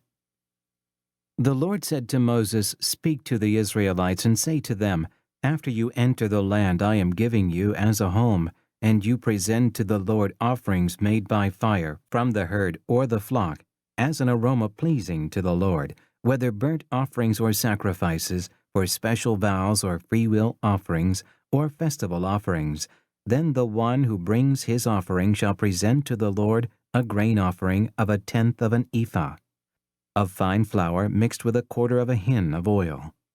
With each lamb for the burnt offering or the sacrifice, prepare 1/4 of a hin of wine as a drink offering. With the ram, prepare a grain offering of 2/10 of an ephah of fine flour mixed with 1/3 of a hin of oil, and 1/3 of a hin of wine as a drink offering. Offer it as an aroma pleasing to the Lord. When you prepare a young bull as a burnt offering or sacrifice for a special vow or a fellowship offering to the Lord, bring with the bull a grain offering of 3/10 of an ephah of fine flour mixed with 1/2 a hin of oil. Also bring 1/2 a hin of wine as a drink offering. It will be an offering made by fire, an aroma pleasing to the Lord. Each bull or ram, each lamb or young goat is to be prepared in this manner. Do this for each one, for as many as you prepare. Everyone who is native-born must do these things in this way when he brings an offering made by fire as an aroma pleasing to the Lord. For the generations to come, whenever an alien or anyone else living among you presents an offering made by fire as an aroma pleasing to the Lord, he must do exactly as you do. The community is to have the same rules for you and for the alien living among you. This is a lasting ordinance for the generations to come. You and the alien shall be the same before the Lord. The same laws and regulations will apply both to you and to the alien living among you. The Lord said to Moses, "Speak to the Israelites and say to them, when you enter the land to which I am taking you, and you eat the food of the land, present a portion as an offering to the Lord. present a cake from the first of your ground meal, and present it as an offering from the threshing floor. Throughout the generations to come you are to give this offering to the Lord from the first of your ground meal. Offerings for unintentional sins. Now if you unintentionally fail to keep any of these commands the Lord gave Moses, any of the Lord's commands to you through him from the day the Lord gave them, and continuing through the generations to come, and if this is done unintentionally without the community being aware of it, then the whole community is to offer a young bull for a burnt offering as an aroma pleasing to the Lord, along with its prescribed grain offering and drink offering, and a male goat for a sin offering. The priest is to make atonement for the whole Israelite community, and they will be forgiven, for it was not intentional, and they have brought to the Lord for their wrong an offering made by fire and a sin offering. The whole Israelite community and the aliens living among them will be forgiven, because all the people were involved in the unintentional wrong. But if just one person sins unintentionally, he must bring a year-old female goat for a sin offering. The priest is to make atonement before the Lord for the one who erred by sinning unintentionally. And when atonement has been made for him, he will be forgiven. One and the same law applies to everyone who sins unintentionally, whether he is a native-born Israelite or an alien. But anyone who sins defiantly, whether native-born or alien, blasphemes the Lord, and that person must be cut off from his people. Because he has despised the Lord's word and broken his commands, that person must surely be cut off. His guilt remains on him. The Sabbath breaker put to death. While the Israelites were in the desert, a man was found gathering wood on the Sabbath day. Those who found him gathering wood brought him to Moses and Aaron and the whole assembly, and they kept him in custody because it was not clear what should be done to him. Then the Lord said to Moses, "The man must die. The whole assembly must stone him outside the camp." So the assembly took him outside the camp and stoned him to death as the Lord commanded Moses. Tassels on garments. The Lord said to Moses, "Speak to the Israelites and say to them, throughout the generations to come you are to make tassels on the corners of your garments, with a blue cord on each tassel. You will have these tassels to look at, and so you will remember all the commands of the Lord, that you may obey them, and not prostitute yourself by going after the lusts of your own heart and eyes. Then you will remember to obey all my commands, and will be consecrated to your God. I am the Lord your God who brought you out of Egypt to be your God. I am the Lord your God."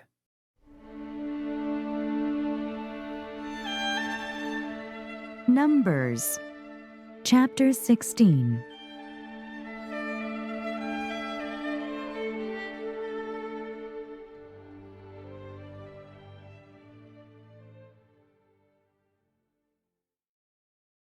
Korah, Dathan, and Abhiram.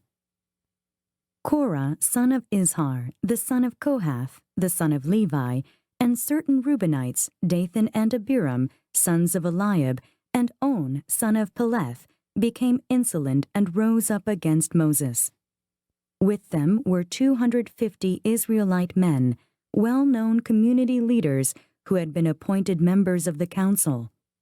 They came as a group to oppose Moses and Aaron and said to them, "You have gone too far. The whole community is holy, every one of them, and the Lord is with them. Why then do you set yourselves above the Lord's assembly?" When Moses heard this, he fell face down. Then he said to Korah and all his followers, "In the morning the Lord will show who belongs to him and who is holy, and he will have that person come near him. The man he chooses he will cause to come near him. You, Korah, and all your followers are to do this. Take censers, and tomorrow put fire and incense in them before the Lord. The man the Lord chooses will be the one who is holy. You Levites have gone too far." Moses also said to Korah, "Now listen, you Levites. Isn't it enough for you that the God of Israel has separated you from the rest of the Israelite community and brought you near himself to do the work at the Lord's tabernacle and to stand before the community and minister to them. He has brought you and all your fellow Levites near himself, but now you are trying to get the priesthood too. It is against the Lord that you and all your followers have banded together. Who is Aaron that you should grumble against him?" Then Moses summoned Dathan and Abhiram, the sons of Eliab, but they said, "We will not come. Isn't it enough that you have brought us up out of a land flowering with milk and honey to kill us in the desert? And now you also want to lord it over us? Moreover, you haven't brought us into a land flowing with milk and honey, or given us an inheritance of fields and vineyards. Will you gouge out the eyes of these men? No, we will not come." Then Moses became very angry and said to the Lord, "Do not accept their offering. I have not taken so much as a donkey from them, nor have I wronged any of them." Moses said to Korah, "You and all your followers are to appear before the Lord tomorrow, you and they and Aaron. Each man is to take his censer and put incense in it, 250 censers in all, and present it before the Lord. You and Aaron are to present your censers also." So each man took his censer, put fire and incense in it, and stood with Moses and Aaron at the entrance to the tent of meeting. When Korah had gathered all his followers in opposition to them at the entrance to the tent of meeting, the glory of the Lord appeared to the entire assembly. The Lord said to Moses and Aaron, "Separate yourselves from this assembly, so I can put an end to them at once." But Moses and Aaron fell face down and cried out, "O God, God of the spirits of all mankind, will you be angry with the entire assembly when only one man sins?" Then the Lord said to Moses, "Say to the assembly, move away from the tents of Korah, Dathan, and Abhiram." Moses got up and went to Dathan and Abhiram, and the elders of Israel followed him. He warned the assembly, "Move back from the tents of these wicked men. Do not touch anything belonging to them, or you will be swept away because of all their sins." So they moved away from the tents of Korah, Dathan, and Abhiram. Dathan and Abhiram had come out and were standing with their wives, children, and little ones at the entrances to their tents. Then Moses said, "This is how you will know that the Lord has sent me to do all these things, and that it was not my idea. If these men die a natural death and experience only what usually happens to men, then the Lord has not sent me. But if the Lord brings about something totally new, and the earth opens its mouth and swallows them, with everything that belongs to them, and they go down alive into the grave, then you will know that these men have treated the Lord with contempt." As soon as he finished saying all this, the ground under them split apart, and the earth opened its mouth and swallowed them, with their households and all Korah's men and all their possessions. They went down alive into the grave, with everything they owned. The earth closed over them, and they perished and were gone from the community. At their cries, all the Israelites around them fled, shouting, "The earth is going to swallow us too." And fire came out from the Lord and consumed the 250 men who were offering the incense. The Lord said to Moses, "Tell Eleazar, son of Aaron, the priest, to take the censers out of the smoldering remains and scatter the coals some distance away, for the censers are holy, the censers of the men who sinned at the cost of their lives. Hammer the censers into sheets to overlay the altar, for they were presented before the Lord and have become holy. Let them be a sign to the Israelites." So Eleazar the priest collected the bronze censers brought by those who had been burned up, and he had them hammered out to overlay the altar, as the Lord directed him through Moses. This was to remind the Israelites that no one except a descendant of Aaron should come to burn incense before the Lord, or he would become like Korah and his followers. The next day, the whole Israelite community grumbled against Moses and Aaron. "You have killed the Lord's people," they said. But when the assembly gathered in opposition to Moses and Aaron and turned toward the tent of meeting, suddenly the cloud covered it, and the glory of the Lord appeared. Then Moses and Aaron went to the front of the tent of meeting, and the Lord said to Moses, "Get away from this assembly, so I can put an end to them at once." And they fell face down. Then Moses said to Aaron, "Take your censer and put incense in it, along with fire from the altar, and hurry to the assembly to make atonement for them. Wrath has come out from the Lord. The plague has started." So Aaron did as Moses said, and ran into the midst of the assembly. The plague had already started among the people, but Aaron offered the incense and made atonement for them. He stood between the living and the dead, and the plague stopped. But 14,700 people died from the plague, in addition to those who had died because of Korah. Then Aaron returned to Moses at the entrance to the tent of meeting, for the plague had stopped.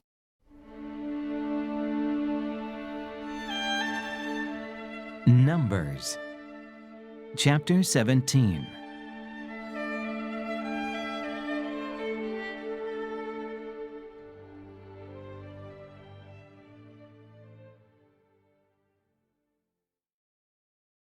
The budding of Aaron's staff. The Lord said to Moses, "Speak to the Israelites and get 12 staffs from them, one from the leader of each of their ancestral tribes. Write the name of each man on his staff. On the staff of Levi, write Aaron's name, for there must be one staff for the head of each ancestral tribe. Place them in the tent of meeting in front of the testimony, where I meet with you. The staff belonging to the man I choose will sprout, and I will rid myself of this constant grumbling against you by the Israelites." So Moses spoke to the Israelites, and their leaders gave him 12 staffs, one for the leader of each of their ancestral tribes, and Aaron's staff was among them. Moses placed the staffs before the Lord in the tent of the testimony.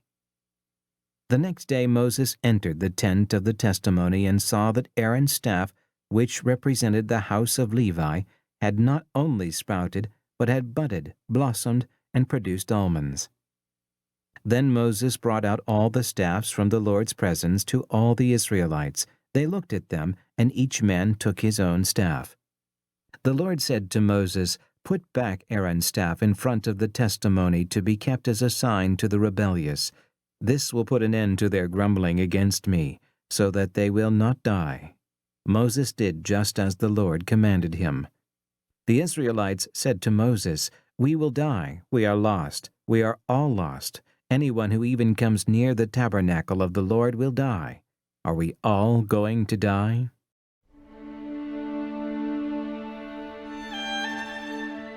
Numbers chapter 18.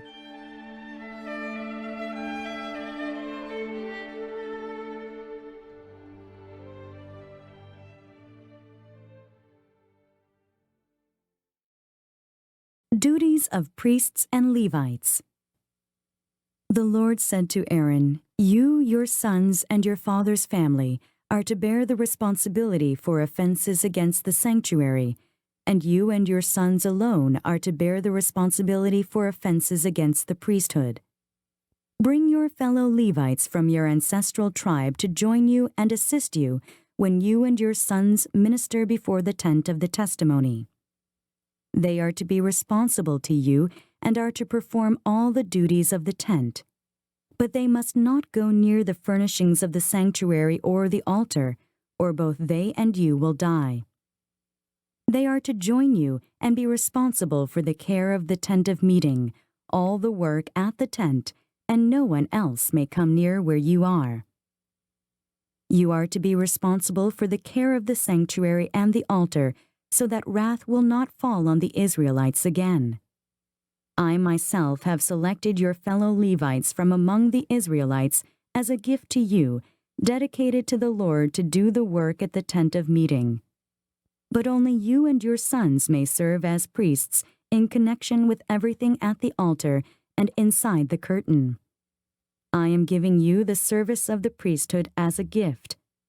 Anyone else who comes near the sanctuary must be put to death. Offerings for priests and Levites.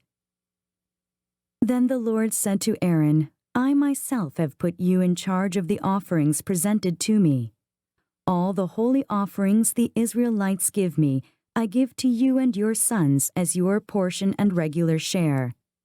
You are to have the part of the most holy offerings that is kept from the fire. From all the gifts they bring me as most holy offerings, whether grain or sin or guilt offerings, that part belongs to you and your sons. Eat it as something most holy. Every male shall eat it.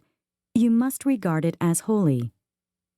This also is yours, whatever is set aside from the gifts of all the wave offerings of the Israelites. I give this to you and your sons and daughters as your regular share. Everyone in your household who is ceremonially clean may eat it. I give you all the finest olive oil and all the finest new wine and grain they give the Lord as the firstfruits of their harvest. All the land's firstfruits that they bring to the Lord will be yours. Everyone in your household who is ceremonially clean may eat it. Everything in Israel that is devoted to the Lord is yours. The first offspring of every womb, both man and animal, that is offered to the Lord is yours. But you must redeem every firstborn son and every firstborn male of unclean animals. When they are a month old, you must redeem them at the redemption price set at 5 shekels of silver, according to the sanctuary shekel, which weighs 20 gerahs. But you must not redeem the firstborn of an ox, a sheep, or a goat. They are holy. Sprinkle their blood on the altar and burn their fat as an offering made by fire, an aroma pleasing to the Lord. Their meat is to be yours, just as the breast of the wave offering and the right thigh are yours. Whatever is set aside from the holy offerings the Israelites present to the Lord, I give to you and your sons and daughters as your regular share. It is an everlasting covenant of salt before the Lord for both you and your offspring. The Lord said to Aaron, You will have no inheritance in their land, nor will you have any share among them. I am your share and your inheritance among the Israelites. I give to the Levites all the tithes in Israel as their inheritance in return for the work they do while serving at the tent of meeting. From now on, the Israelites must not go near the tent of meeting, or they will bear the consequences of their sin and will die. It is the Levites who are to do the work at the tent of meeting and bear the responsibility for offenses against it. This is a lasting ordinance for the generations to come. They will receive no inheritance among the Israelites. Instead, I give to the Levites as their inheritance the tithes that the Israelites present as an offering to the Lord. That is why I said concerning them, they will have no inheritance among the Israelites. The Lord said to Moses, Speak to the Levites and say to them, When you receive from the Israelites the tithe I give you as your inheritance, you must present 1/10 of that tithe as the Lord's offering. Your offering will be reckoned to you as grain from the threshing floor or juice from the winepress. In this way, you also will present an offering to the Lord from all the tithes you receive from the Israelites. From these tithes, you must give the Lord's portion to Aaron the priest. You must present as the Lord's portion the best and holiest part of everything given to you. Say to the Levites, When you present the best part, it will be reckoned to you as the product of the threshing floor or the winepress. You and your households may eat the rest of it anywhere, for it is your wages for your work at the tent of meeting. By presenting the best part of it, You will not be guilty in this matter. Then you will not defile the holy offerings of the Israelites, and you will not die.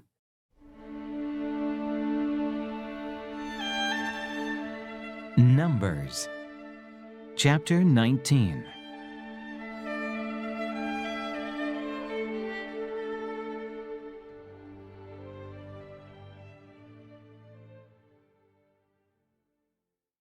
The water of cleansing. The Lord said to Moses and Aaron, "This is a requirement of the law that the Lord has commanded. Tell the Israelites to bring you a red heifer without defect or blemish, and that has never been under a yoke. Give it to Eleazar the priest. It is to be taken outside the camp and slaughtered in his presence. Then Eleazar the priest is to take some of its blood on his finger and sprinkle it 7 times toward the front of the tent of meeting. While he watches, the heifer is to be burned, its hide, flesh, blood, and offal.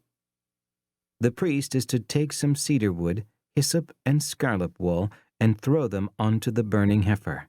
After that, the priest must wash his clothes and bathe himself with water. He may then come into the camp, but he will be ceremonially unclean till evening. The man who burns it must also wash his clothes and bathe with water, and he too will be unclean till evening. A man who is clean shall gather up the ashes of the heifer and put them in a ceremonially clean place outside the camp. They shall be kept by the Israelite community for use in the water of cleansing. It is for purification from sin. The man who gathers up the ashes of the heifer must also wash his clothes, and he too will be unclean till evening. This will be a lasting ordinance both for the Israelites and for the aliens living among them. Whoever touches the dead body of anyone will be unclean for 7 days. He must purify himself with the water on the 3rd day and on the 7th day. Then he will be clean. But if he does not purify himself on the 3rd and 7th days, he will not be clean. Whoever touches the dead body of anyone and fails to purify himself defiles the Lord's tabernacle. That person must be cut off from Israel, because the water of cleansing has not been sprinkled on him. He is unclean. His uncleanness remains on him. This is the law that applies when a person dies in a tent. Anyone who enters the tent and anyone who is in it will be unclean for 7 days, and every open container without a lid fastened on it will be unclean. Anyone out in the open who touches someone who has been killed with a sword, or someone who has died a natural death, or anyone who touches a human bone or a grave will be unclean for 7 days. For the unclean person, put some ashes from the burn purification offering into a jar and pour fresh water over them. Then a man who is ceremonially clean is to take some hyssop, dip it in the water, and sprinkle the tent and all the furnishings and the people who were there. He must also sprinkle anyone who has touched a human bone or a grave, or someone who has been killed, or someone who has died a natural death.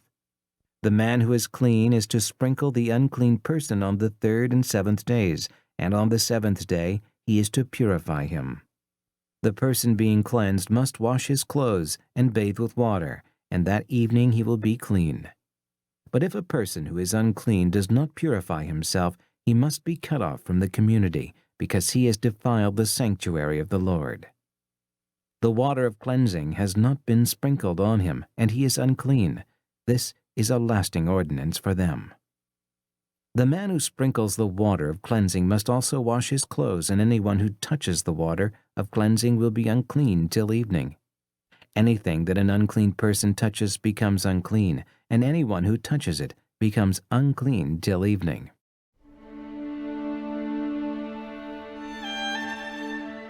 Numbers Chapter 20.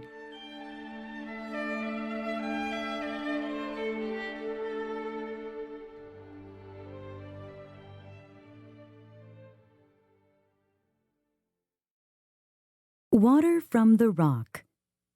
In the 1st month, the whole Israelite community arrived at the desert of Zin, and they stayed at Kadesh. There Miriam died and was buried.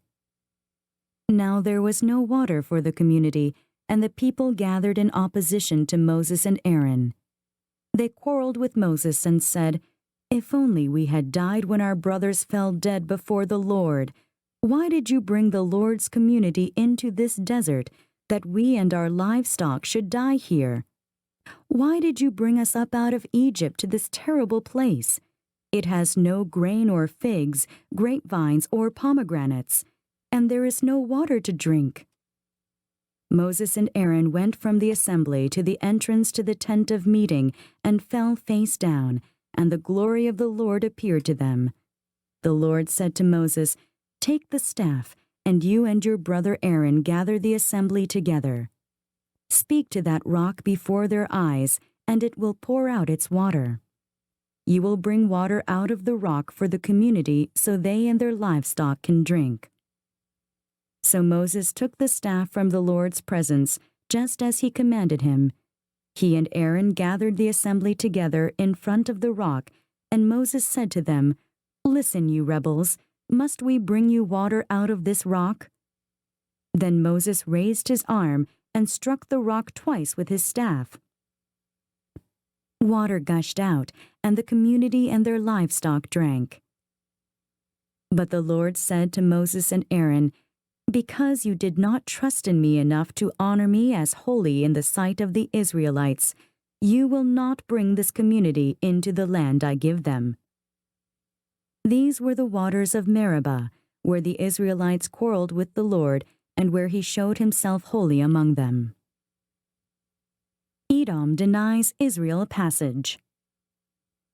Moses sent messengers from Kadesh to the king of Edom, saying, "This is what your brother Israel says.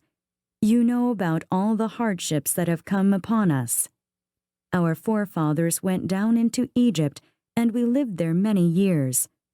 The Egyptians mistreated us and our fathers, but when we cried out to the Lord, he heard our cry and sent an angel and brought us out of Egypt. Now we are here at Kadesh, a town on the edge of your territory. Please let us pass through your country. We will not go through any field or vineyard or drink water from any well. We will travel along the king's highway and not turn to the right or to the left until we have passed through your territory." But Edom answered, "You may not pass through here. If you try, we will march out and attack you with the sword." The Israelites replied, "We will go along the main road, and if we or our livestock drink any of your water, we will pay for it. We only want to pass through on foot, nothing else." Again they answered, "You may not pass through." Then Edom came out against them with a large and powerful army. Since Edom refused to let them go through their territory, Israel turned away from them. The death of Aaron. The whole Israelite community set out from Kadesh and came to Mount Hor. At Mount Hor, near the border of Edom, the Lord said to Moses and Aaron, "Aaron will be gathered to his people.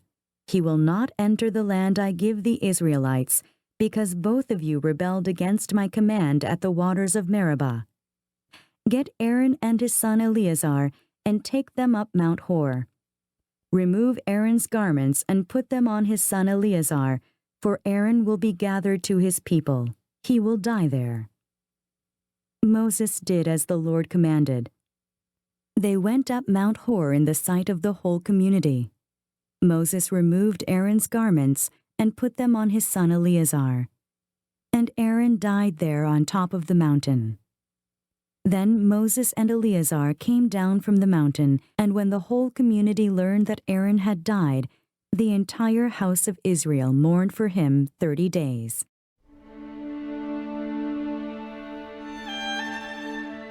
Numbers Chapter 21.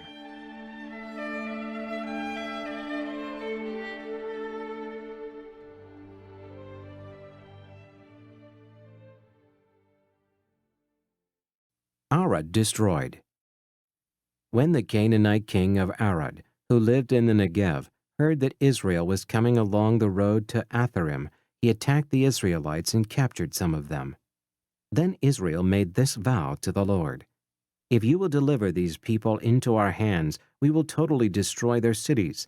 The Lord listened to Israel's plea and gave the Canaanites over to them. They completely destroyed them and their towns, so the place was named Hormah. The bronze snake. They traveled from Mount Hor along the route to the Red Sea to go around Edom. But the people grew impatient on the way. They spoke against God and against Moses and said, "Why have you brought us up out of Egypt to die in the desert? There is no bread, there is no water, and we detest this miserable food." Then the Lord sent venomous snakes among them. They bit the people, and many Israelites died. The people came to Moses and said, "We sinned when we spoke against the Lord and against you. Pray that the Lord will take the snakes away from us." So Moses prayed for the people. The Lord said to Moses, "Make a snake and put it up on a pole. Anyone who is bitten can look at it and live." So Moses made a bronze snake and put it up on the pole. And when anyone was bitten by a snake and looked at the bronze snake, he lived. The journey to Moab. The Israelites moved on and camped at Oboth. Then they set out from Oboth and camped in Abhiram, in the desert that faces Moab toward the sunrise. From there they moved on and camped in the Zered Valley. They set out from there and camped alongside the Arnon, which is in the desert extending into Amarite territory. The Arnon is the border of Moab between Moab and the Amorites. That is why the Book of Wars of the Lord says, "Wahib in Supah, and the ravines, the Arnon, and the slopes of ravines that lead to the site of Ar, and lie along the border of Moab." From there they continued to Beer, the well where the Lord said to Moses, "Gather the people together, and I will give them water." Then Israel sang this song: "Spring up, O well, sing about the well that the princes dug, that the nobles of the people sank, the nobles with scepters and staffs." Then they went from the desert to Mattanah, from Mattanah to Nahaliel, from Nahaliel to Bamoth, and from Bamoth to the valley in Moab, where the top of Pisgah overlooks the wasteland. Defeat of Sihon and Og. Israel sent messengers to say to Sihon, king of the Amorites, "Let us pass through your country. We will not turn aside into any field or vineyard or drink water from any well. We will travel along the king's highway until we have passed through your territory." But Sihon would not let Israel pass through his territory. He mustered his entire army and marched out to the desert against Israel. When he reached Jahaz, he fought with Israel. Israel, however, put him to the sword and took over his land from the Arnon to the Jabbok, but only as far as the Ammonites, because their border was fortified. Israel captured all the cities of the Amorites and occupied them, including Heshbon and all its surrounding settlements. Heshbon was the city of Sihon, king of the Amorites, who had fought against the former king of Moab and had taken from him all his land as far as the Arnon. That is why the poets say, "Come to Heshbon, and let it be rebuilt. Let Sihon's city be restored."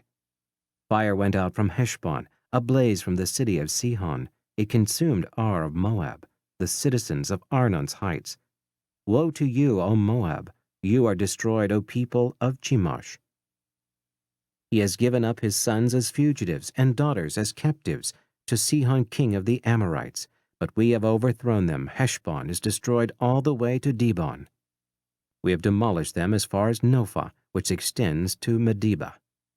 So Israel settled in the land of the Amorites. After Moses had sent spies to Jazer, the Israelites captured its surrounding settlements and drove out the Amorites who were there. Then they turned and went up along the road to Bashan, and Og, king of Bashan, and his whole army marched out to meet them in battle at Edrei. The Lord said to Moses, "Do not be afraid of him, for I have handed him over to you with his whole army and his land. Do to him what you did to Sihon, king of the Amorites, who reigned in Heshbon."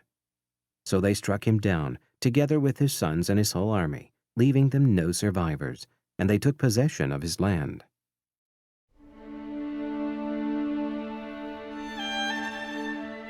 Numbers, chapter 22.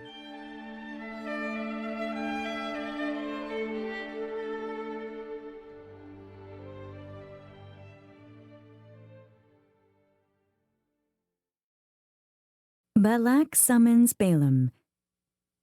Then the Israelites traveled to the plains of Moab and camped along the Jordan across from Jericho. Now Balak, son of Zippor, saw all that Israel had done to the Amorites, and Moab was terrified because there were so many people. Indeed, Moab was filled with dread because of the Israelites. The Moabites said to the elders of Midian, "This horde is going to lick up everything around us, as an ox licks up the grass of the field." So Balak, son of Zippor, who was king of Moab at that time, sent messengers to summon Balaam, son of Beor, who was at Pethor near the river in his native land.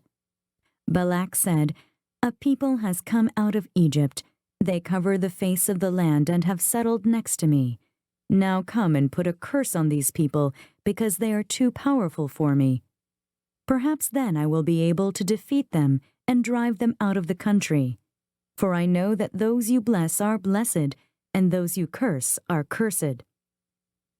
The elders of Moab and Midian left, taking with them the fee for divination. When they came to Balaam, they told him what Balak had said. "Spend the night here," Balaam said to them, "and I will bring you back the answer the Lord gives me." So the Moabite princes stayed with him. God came to Balaam and asked, "Who are these men with you?" Balaam said to God, "Balak, son of Zippor, king of Moab, sent me this message. A people that has come out of Egypt covers the face of the land. Now come and put a curse on them for me. Perhaps then I will be able to fight them and drive them away." But God said to Balaam, "Do not go with them. You must not put a curse on those people, because they are blessed." The next morning Balaam got up and said to Balak's princes, "Go back to your own country, for the Lord has refused to let me go with you." So the Moabite princes returned to Balak and said, "Balaam refused to come with us." Then Balak sent other princes, more numerous and more distinguished than the first. They came to Balaam and said, "This is what Balak, son of Zippor, says. Do not let anything keep you from coming to me, because I will reward you handsomely and do whatever you say. Come and put a curse on these people for me." But Balaam answered them, "Even if Balak gave me his palace filled with silver and gold, I could not do anything great or small to go beyond the command of the Lord my God. Now stay here tonight as the others did, and I will find out what else the Lord will tell me." That night God came to Balaam and said, "Since these men have come to summon you, go with them, but do only what I tell you." Balaam's donkey. Balaam got up in the morning, saddled his donkey, and went with the princes of Moab. But God was very angry when he went, and the angel of the Lord stood in the road to oppose him. Balaam was riding on his donkey, and his 2 servants were with him. When the donkey saw the angel of the Lord standing in the road with a drawn sword in his hand, she turned off the road into a field. Balaam beat her to get her back on the road. Then the angel of the Lord stood in a narrow path between 2 vineyards, with walls on both sides. When the donkey saw the angel of the Lord, she pressed close to the wall, crushing Balaam's foot against it. So he beat her again. Then the angel of the Lord moved on ahead and stood in a narrow place where there was no room to turn, either to the right or to the left. When the donkey saw the angel of the Lord, she lay down under Balaam, and he was angry and beat her with his staff. Then the Lord opened the donkey's mouth, and she said to Balaam, "What have I done to you to make you beat me these 3 times?" Balaam answered the donkey, "You have made a fool of me. If I had a sword in my hand, I would kill you right now." The donkey said to Balaam, "Am I not your own donkey, which you have always ridden to this day? Have I been in the habit of doing this to you?" "No," he said. Then the Lord opened Balaam's eyes, and he saw the angel of the Lord standing in the road with his sword drawn. So he bowed low and fell face down. The angel of the Lord asked him, Why have you beaten your donkey these 3 times? I have come here to oppose you because your path is a reckless one before me. The donkey saw me and turned away from me these 3 times. If she had not turned away, I would certainly have killed you by now, but I would have spared her." Balaam said to the angel of the Lord, "I have sinned. I did not realize you were standing in the road to oppose me. Now if you are displeased, I will go back." The angel of the Lord said to Balaam, "Go with the men, but speak only what I tell you." So Balaam went with the princes of Balak. When Balak heard that Balaam was coming, he went out to meet him at the Moabite town on the Arnon border, at the edge of his territory. Balak said to Balaam, "Did I not send you an urgent summons? Why didn't you come to me? Am I really not able to reward you?" "Well, I have come to you now," Balaam replied. "But can I say just anything? I must speak only what God puts in my mouth." Then Balaam went with Balak to Kiriath-Huzoth. Balak sacrificed cattle and sheep and gave some to Balaam and the princes who were with him. The next morning, Balak took Balaam up to Bamoth Baal, and from there he saw part of the people.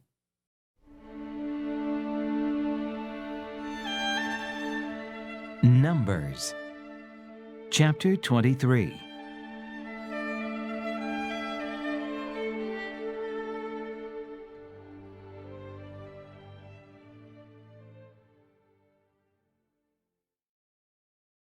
Balaam's first oracle. Balaam said, "Build me 7 altars here, and prepare 7 bulls and 7 rams for me."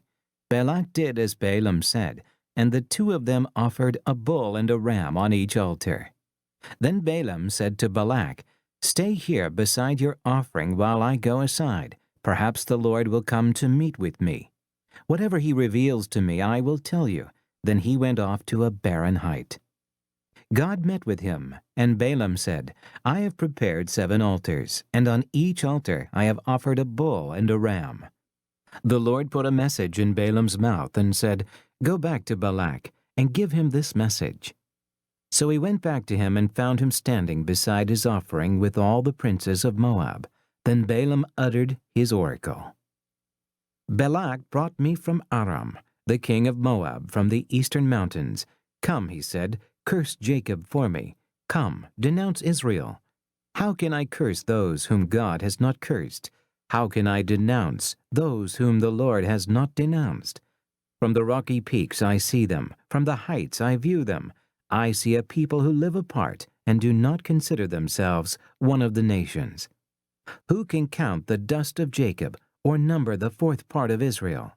Let me die the death of the righteous, and may my end be like theirs." Balak said to Balaam, "What have you done to me? I brought you to curse my enemies, but you have done nothing but bless them." He answered, "Must I not speak what the Lord puts in my mouth?" Balaam's second oracle. Then Balak said to him, "Come with me to another place where you can see them. You will see only a part, but not all of them, and from there curse them for me." So he took him to the field of Zophim, on the top of Pisgah, and there he built 7 altars and offered a bull and a ram on each altar. Balaam said to Balak, "Stay here beside your offering while I meet with him over there." The Lord met with Balaam and put a message in his mouth and said, "Go back to Balak and give him this message." So he went to him and found him standing beside his offering with the princes of Moab. Balak asked him, "What did the Lord say?" Then he uttered his oracle. "Arise, Balak, and listen. Hear me, son of Zippor. God is not a man, that he should lie, nor a son of man, that he should change his mind. Does he speak and then not act? Does he promise and not fulfill?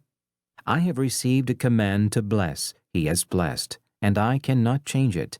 No misfortune is seen in Jacob, no misery observed in Israel. The Lord their God is with them. The shout of the king is among them. God brought them out of Egypt. They have the strength of a wild ox. There is no sorcery against Jacob. no divination against Israel. It will now be said of Jacob and of Israel, see what God has done. The people rise like a lioness, they rouse themselves like a lion that does not rest till he devours his prey and drinks the blood of his victims. Then Balak said to Balaam, Neither curse them at all, nor bless them at all. Balaam answered, Did I not tell you I must do whatever the Lord says? Balaam's third oracle. Then Balak said to Balaam, Come, let me take you to another place. Perhaps it will please God to let you curse them for me from there. And Balak took Balaam to the top of Peor, overlooking the wasteland. Balaam said, Build me 7 altars here, and prepare 7 bulls and 7 rams for me. Balak did as Balaam had said, and offered a bull and a ram on each altar.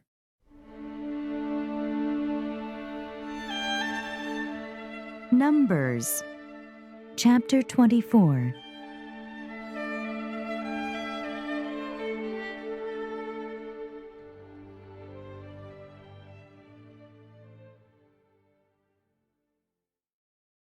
Now when Balaam saw that it pleased the Lord to bless Israel, he did not resort to sorcery as at other times, but turned his face toward the desert.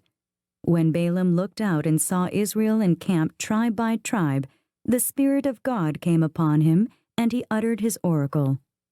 The oracle of Balaam, son of Beor, the oracle of one whose eye sees clearly, the oracle of one who hears the words of God, who sees a vision from the Almighty, who falls prostrate and whose eyes are opened.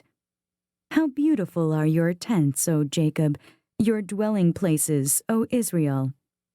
Like valleys they spread out, like gardens beside a river, like aloes planted by the Lord, like cedars beside the waters. Water will flow from their buckets, their seed will have abundant water. Their king will be greater than Agag, their kingdom will be exalted. God brought them out of Egypt. They have the strength of a wild ox. They devour hostile nations and break their bones in pieces. With their arrows they pierce them. Like a lion they crouch and lie down, like a lioness who dares to rouse them.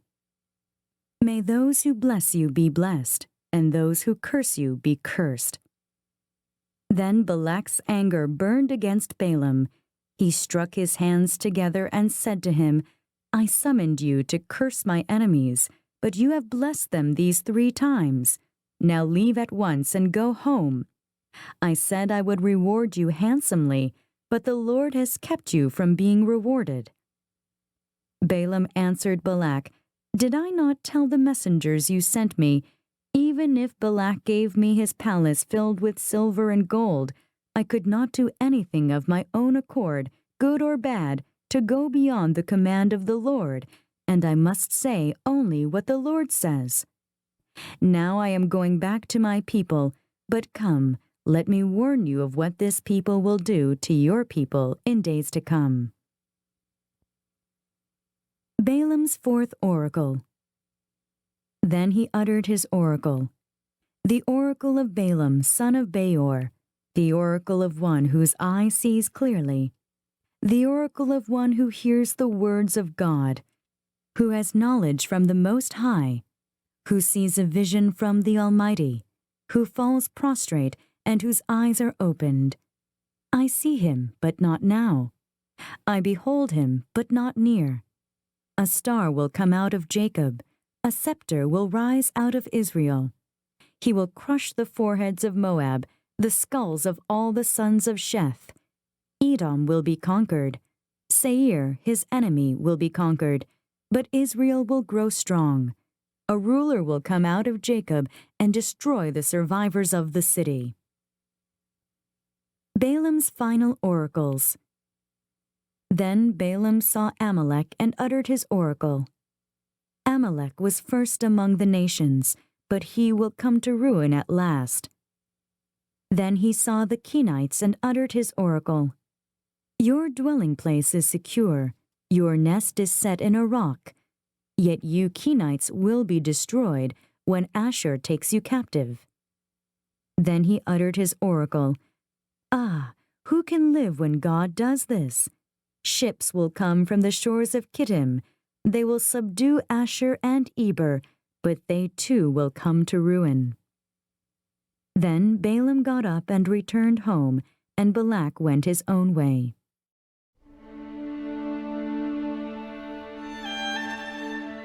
Numbers chapter 25.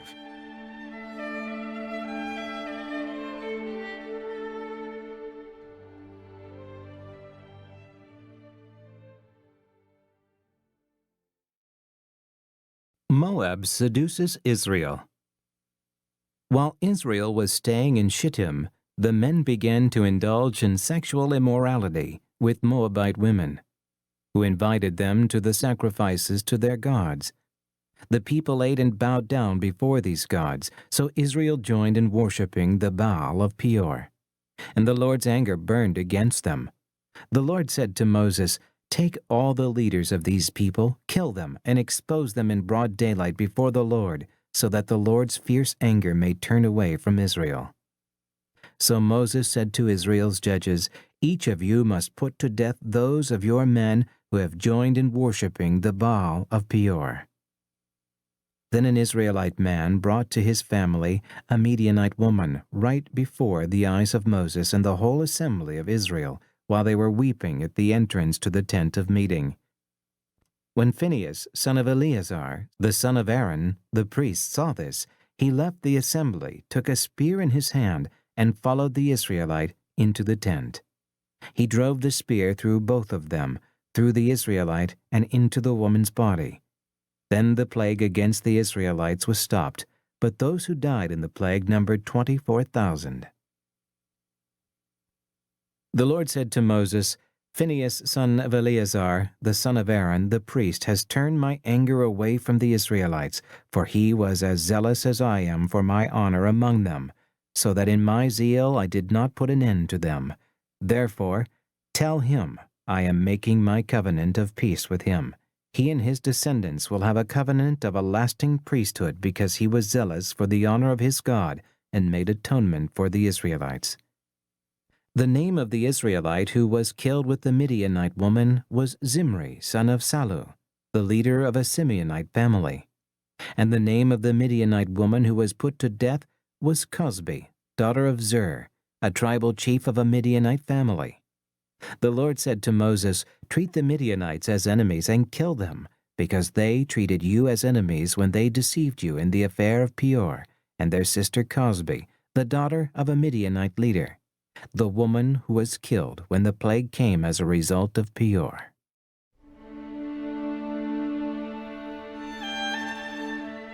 Numbers chapter 26.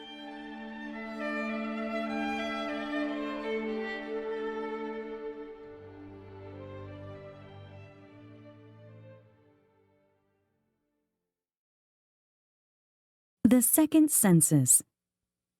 After the plague, the Lord said to Moses and Eleazar, son of Aaron the priest, "Take a census of the whole Israelite community by families, all those 20 years old or more who are able to serve in the army of Israel."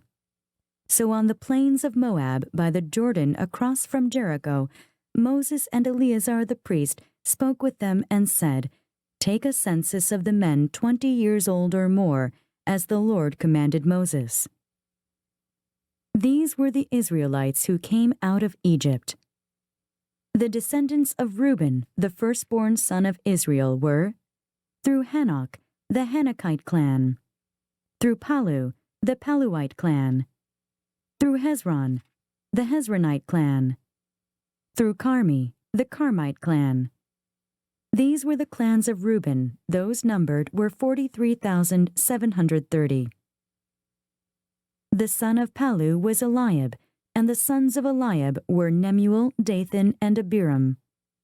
The same Dathan and Abhiram were the community officials who rebelled against Moses and Aaron and were among Korah's followers when they rebelled against the Lord. The earth opened its mouth and swallowed them along with Korah, whose followers died when the fire devoured the 250 men. And they served as a warning sign. The line of Korah, however, did not die out.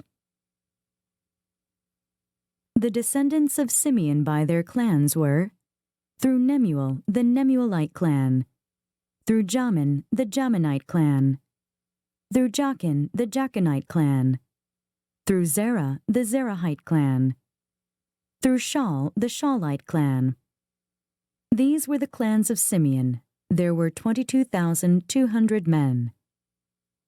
The descendants of Gad by their clans were, through Zephon, the Zephonite clan, through Haggai, the Haggite clan, through Shuni, the Shunite clan, through Ozni, the Oznite clan, through Eri, the Erite clan, through Aradi, the Aradite clan, through Arali, the Aralite clan.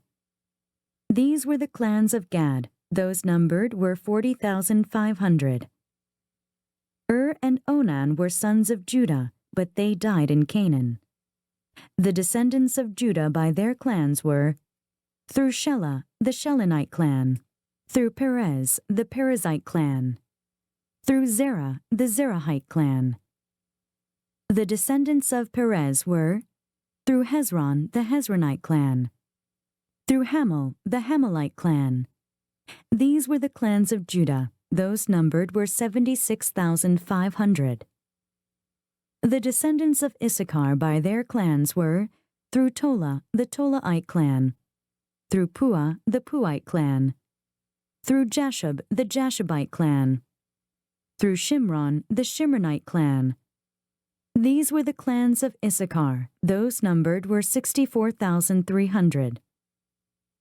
The descendants of Zebulun by their clans were, through Sered, the Seredite clan, through Elon, the Elonite clan, through Jaleel, the Jaleelite clan. These were the clans of Zebulun. Those numbered were 60,500.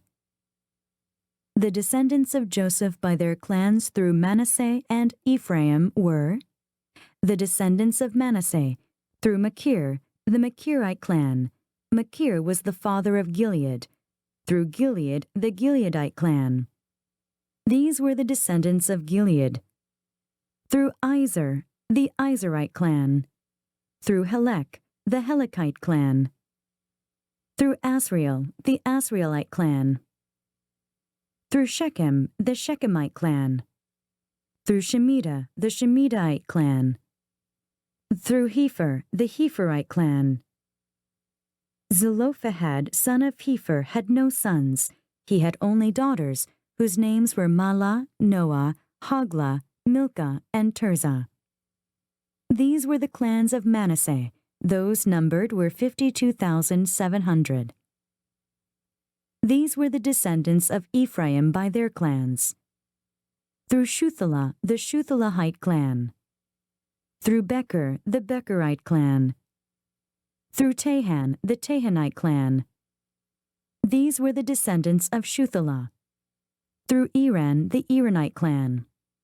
These were the clans of Ephraim. Those numbered were 32,500. These were the descendants of Joseph by their clans. The descendants of Benjamin by their clans were, through Bela, the Belaite clan. Through Ashbel, the Ashbelite clan. Through Ahiram, the Ahiramite clan. Through Shupham, the Shuphamite clan. Through Hupham, the Huphamite clan. The descendants of Bela through Ard and Naaman were, through Ard, the Ardite clan. Through Naaman, the Naamite clan. These were the clans of Benjamin. Those numbered were 45,600. These were the descendants of Dan by their clans. Through Shuham, the Shuhamite clan. These were the clans of Dan. All of them were Shuhamite clans, and those numbered were 64,400. The descendants of Asher by their clans were, through Imnah, the Imnite clan. Through Ishvi, the Ishvite clan. Through Beriah, the Beriahite clan. And through the descendants of Beriah. Through Heber, the Heberite clan. Through Malkiel, the Malkielite clan. Asher had a daughter named Sarah. These were the clans of Asher. Those numbered were 53,400. The descendants of Naphtali by their clans were, through Jeziel, the Jezreelite clan, through Guni, the Gunite clan, through Jezer, the Jezerite clan, through Shillem, the Shillemite clan. These were the clans of Naphtali. Those numbered were 45,400. The total number of the men of Israel was 601,730. The Lord said to Moses, "The land is to be allotted to them as an inheritance based on the number of names. To a larger group give a larger inheritance, and to a smaller group a smaller one. Each is to receive its inheritance according to the number of those listed. Be sure that the land is distributed by lot. What each group inherits will be according to the names for its ancestral tribe. Each inheritance is to be distributed by lot among the larger and smaller groups." These were the Levites who were counted by their clans. Through Gershon, the Gershonite clan. Through Kohath, the Kohathite clan. Through Merari, the Merarite clan. These also were Levite clans, the Libnite clan, the Hebronite clan, the Mahalite clan, the Mushite clan, the Korahite clan. Kohath was the forefather of Amram. The name of Amram's wife was Jochebed, a descendant of Levi, who was born to the Levites in Egypt. To Amram she bore Aaron, Moses, and their sister Miriam. Aaron was the father of Nadab and Abihu, Eleazar and Ithamar. But Nadab and Abihu died when they made an offering before the Lord with unauthorized fire. All the male Levites a month old or more numbered 23,000. They were not counted along with the other Israelites because they received no inheritance among them. These are the ones counted by Moses and Eleazar the priest when they counted the Israelites on the plains of Moab by the Jordan across from Jericho. Not one of them was among those counted by Moses and Aaron the priest when they counted the Israelites in the desert of Sinai. For the Lord had told those Israelites they would surely die in the desert, and not one of them was left except Caleb, son of Jephunneh, and Joshua, son of Nun.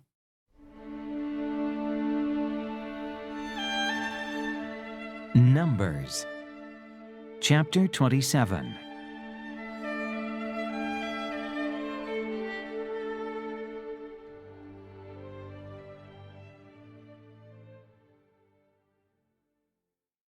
Zelophehad's daughters. The daughters of Zelophehad, son of Hepher, the son of Gilead, the son of Machir, the son of Manasseh, belonged to the clans of Manasseh, son of Joseph. The names of the daughters were Mahlah, Noah, Hoglah, Miklah, and Tirzah. They approached the entrance to the tent of meeting and stood before Moses, Eleazar the priest, the leaders, and the whole assembly, and said, "Our father died in the desert. He was not among Korah's followers who banded together against the Lord, but he died for his own sin and left no sons. Why should our father's name disappear from his clan because he had no son? Give us property among our father's relatives."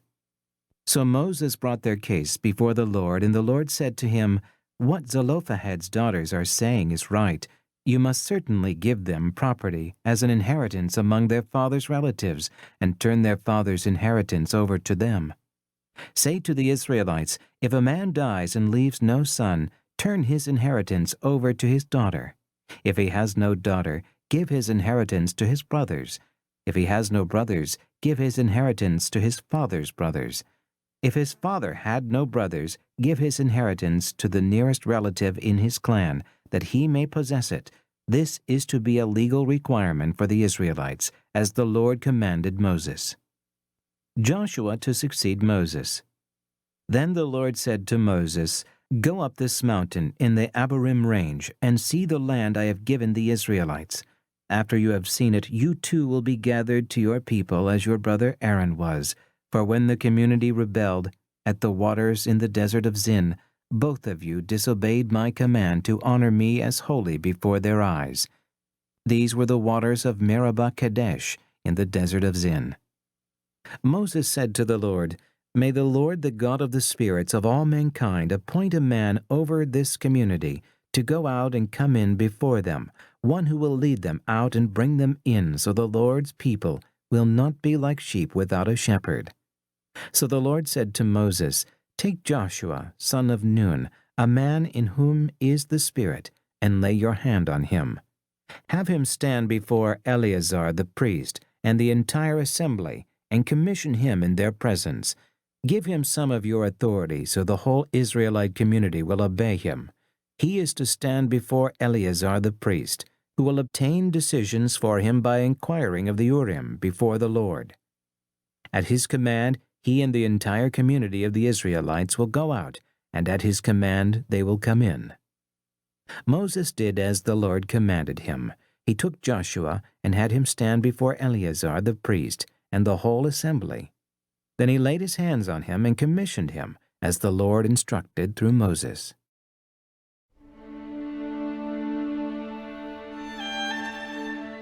Numbers, chapter 28.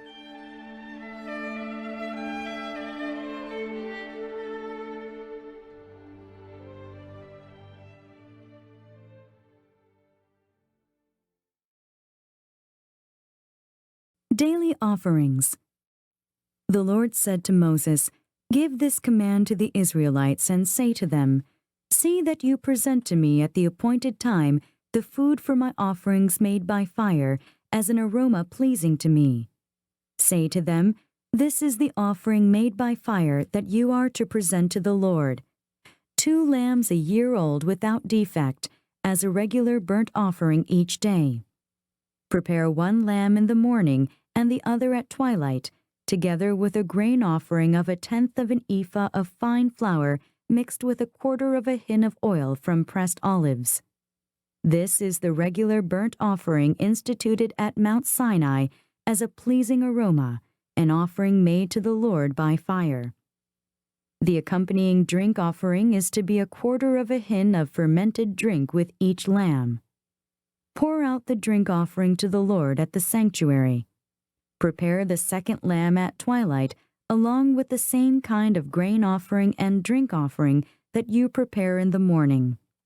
This is an offering made by fire, an aroma pleasing to the Lord. Sabbath offerings.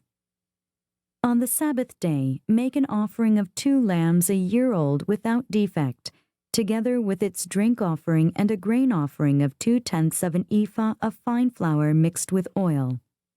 This is the burnt offering for every Sabbath, in addition to the regular burnt offering and its drink offering. Monthly offerings. On the 1st of every month, present to the Lord a burnt offering of 2 young bulls, 1 ram, and 7 male lambs a year old, all without defect. With each bull there is to be a grain offering of 3/10 of an ephah of fine flour mixed with oil. With the ram, a grain offering of 2/10 of an ephah of fine flour mixed with oil. And with each lamb, a grain offering of 1/10 of an ephah of fine flour mixed with oil. This is for a burnt offering, a pleasing aroma, an offering made to the Lord by fire. With each bull there is to be a drink offering of 1/2 a hin of wine, with the ram 1/3 of a hin, and with each lamb 1/4 of a hin. This is the monthly burnt offering to be made at each new moon during the year. Besides the regular burnt offering with its drink offering, 1 male goat is to be presented to the Lord as a sin offering. The Passover. On the 14th day of the 1st month, the Lord's Passover is to be held. On the 15th day of this month, there is to be a festival. For 7 days, eat bread made without yeast. On the first day, hold a sacred assembly and do no regular work. Present to the Lord an offering made by fire, a burnt offering of 2 young bulls, 1 ram, and 7 male lambs a year old, all without defect. With each bull prepare a grain offering of 3/10 of an ephah of fine flour mixed with oil. With the ram 2/10, and with each of the 7 lambs 1/10. Include 1 male goat as a sin offering to make atonement for you. Prepare these in addition to the regular morning burnt offering. In this way, prepare the food for the offering made by fire every day for 7 days as an aroma pleasing to the Lord. It is to be prepared in addition to the regular burnt offering and its drink offering. On the 7th day, hold a sacred assembly and do no regular work. Feast of Weeks. On the day of first fruits, when you present to the Lord an offering of new grain during the Feast of Weeks, hold a sacred assembly and do no regular work. Present a burnt offering of 2 young bulls, 1 ram, and 7 male lambs a year old as an aroma pleasing to the Lord. With each bull there is to be a grain offering of 3/10 of an ephah of fine flour mixed with oil. With the ram 2/10, and with each of the 7 lambs 1/10. Include 1 male goat to make atonement for you. Prepare these together with their drink offerings, in addition to the regular burnt offering and its grain offering. Be sure the animals are without defect.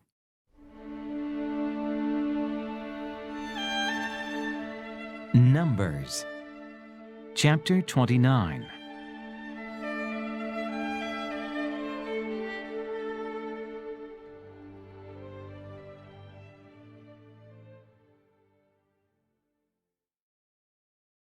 Feast of Trumpets.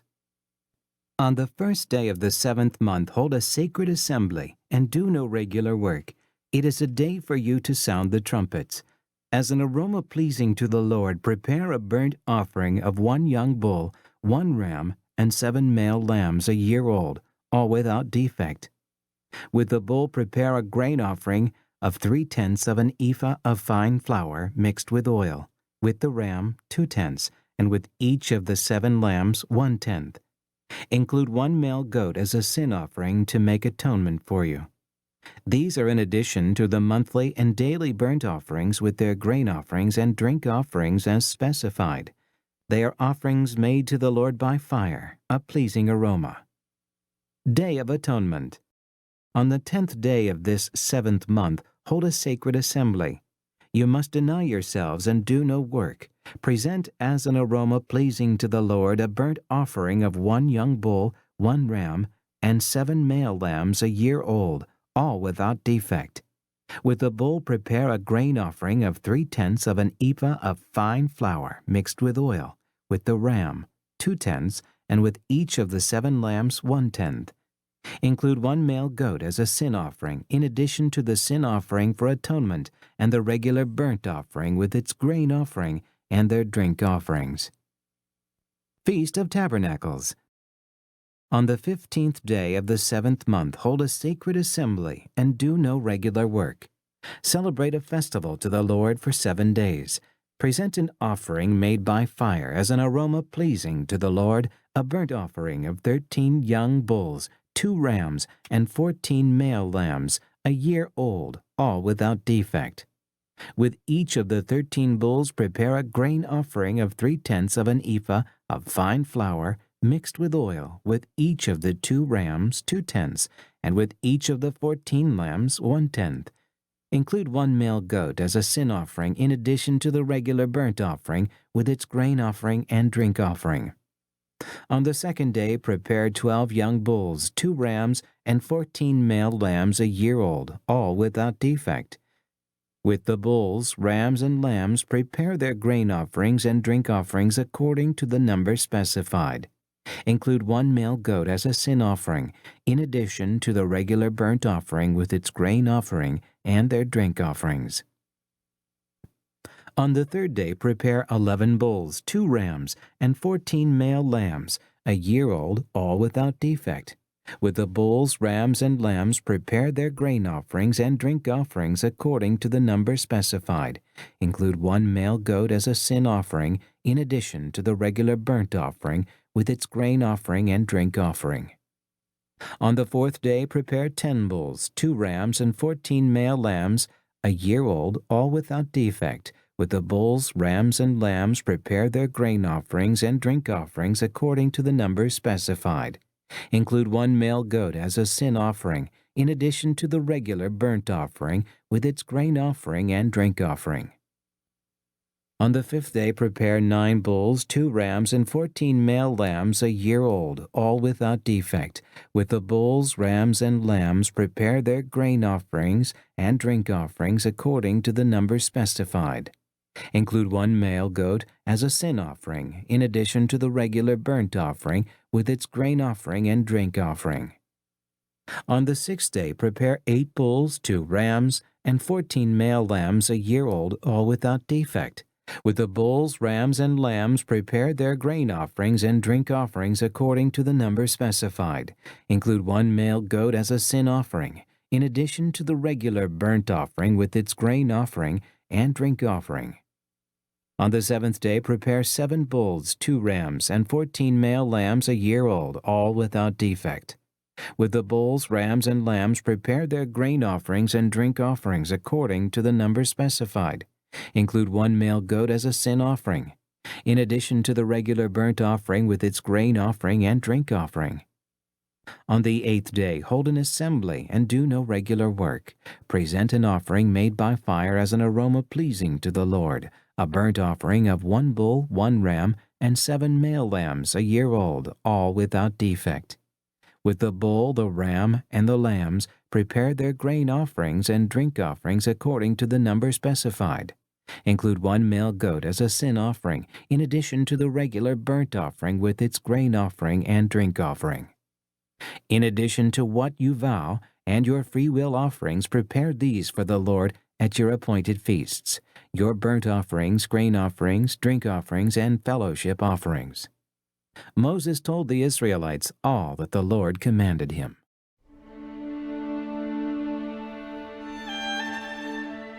Numbers chapter 30.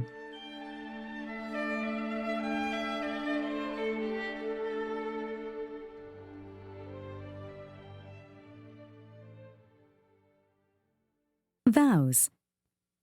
Moses said to the heads of the tribes of Israel, "This is what the Lord commands. When a man makes a vow to the Lord, or takes an oath to obligate himself by a pledge, he must not break his word, but must do everything he said. When a young woman still living in her father's house makes a vow to the Lord or obligates herself by a pledge, and her father hears about her vow or pledge, but says nothing to her, then all her vows and every pledge by which she obligated herself will stand. But if her father forbids her when he hears about it, none of her vows or the pledges by which she obligated herself will stand. The Lord will release her because her father has forbidden her. If she marries after she makes a vow or after her lips utter a rash promise by which she obligates herself, and her husband hears about it but says nothing to her, then her vows or the pledges by which she obligated herself will stand. But if her husband forbids her when he hears about it, he nullifies the vow that obligates her or the rash promise by which she obligates herself, and the Lord will release her. Any vow or obligation taken by a widow or divorced woman will be binding on her. If a woman living with her husband makes a vow or obligates herself by a pledge under oath, and her husband hears about it but says nothing to her and does not forbid her, then all her vows or the pledges by which she obligated herself will stand. But if her husband nullifies them when he hears about them, then none of the vows or pledges that came from her lips will stand. Her husband has nullified them, and the Lord will release her. Her husband may confirm or nullify any vow she makes or any sworn pledge to deny herself.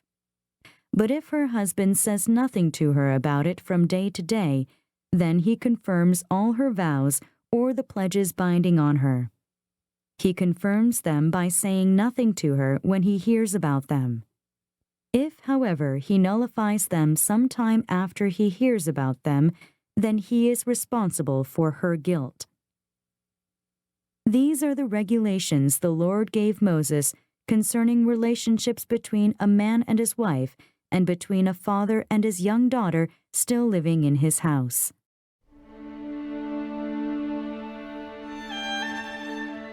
Numbers Chapter 31.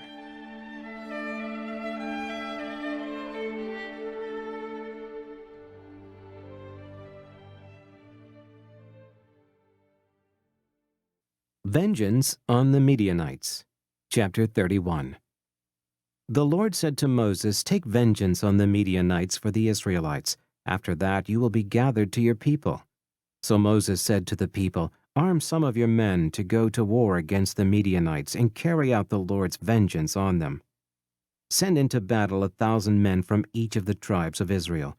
So 12,000 men armed for battle, 1,000 from each tribe were supplied from the clans of Israel.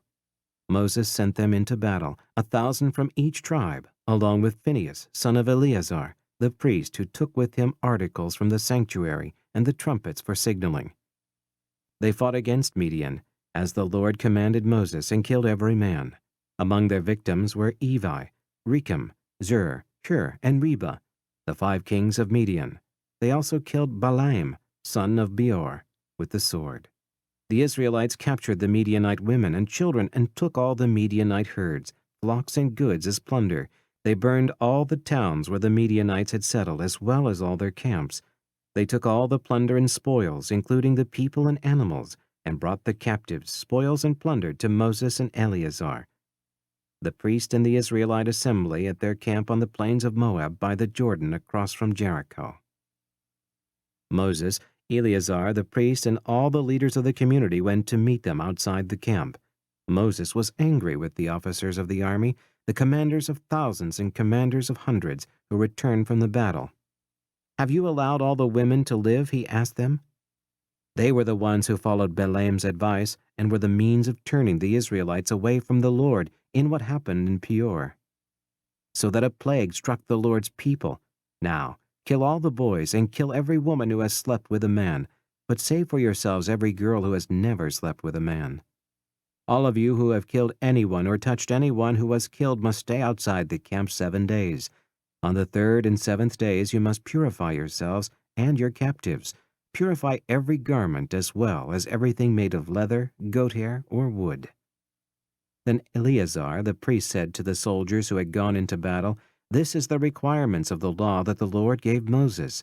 Gold, silver, bronze, iron, tin, lead, and anything else that can withstand fire must be put through the fire, and then it will be clean. But it must also be purified with the water of cleansing, and whatever cannot withstand fire must be put through that water. On the 7th day, wash your clothes, and you will be clean. Then you may come into the camp." Dividing the spoils. The Lord said to Moses, "You and Eleazar, the priest, and the family heads of the community are to count all the people and animals that were captured. Divide the spoils between the soldiers who took part in the battle and the rest of the community. From the soldiers who fought in the battle, set apart as a tribute for the Lord 1 out of every 500, whether persons, cattle, donkeys, sheep, or goats. Take this tribute from their half share and give it to Eleazar the priest as the Lord's part. From the Israelites' half, select 1 out of every 50, whether persons, cattle, donkeys, sheep, goats, or other animals. Give them to the Levites, who are responsible for the care of the Lord's tabernacle." So Moses and Eleazar the priest did as the Lord commanded Moses. The plunder remaining from the spoils that the soldiers took was 675,000 sheep, 72,000 cattle, 61,000 donkeys, and 32,000 women who had never slept with a man.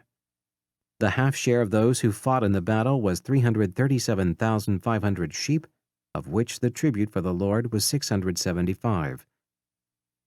36,000 cattle, of which the tribute for the Lord was 72. 30,500 donkeys, of which the tribute for the Lord was 61.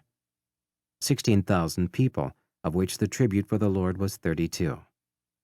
Moses gave the tribute to Eleazar the priest as the Lord's part, as the Lord commanded Moses.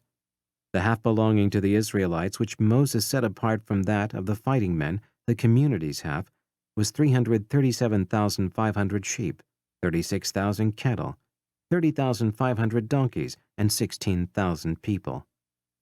From the Israelites' half, Moses selected 1 out of every 50 persons and animals, as the Lord commanded him, and gave them to the Levites who were responsible for the care of the Lord's tabernacle. Then the officers who were over the units of the army, the commanders of thousands and commanders of hundreds, went to Moses and said to him, "Your servants have counted the soldiers under our command, and not one is missing.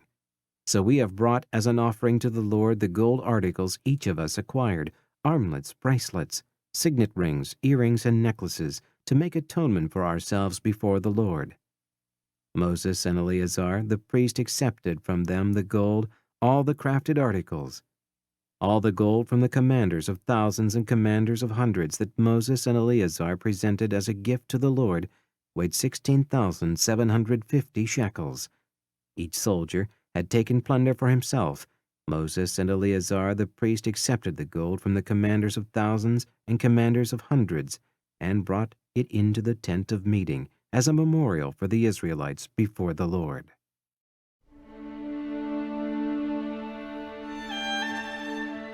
Numbers, chapter 32.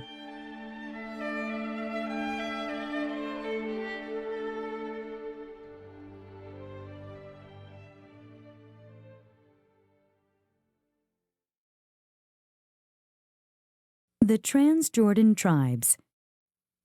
The Reubenites and Gadites, who had very large herds and flocks, saw that the lands of Jazer and Gilead were suitable for livestock. So they came to Moses and Eleazar the priest and to the leaders of the community and said, "Ataroth, Dibon, Jazer, Nimrah, Heshbon, Elealeh, Sebam, Nebo, and Baon, the land the Lord subdued before the people of Israel, are suitable for livestock, and your servants have livestock. If we have found favor in your eyes," they said, "let this land be given to your servants as our possession. Do not make us cross the Jordan."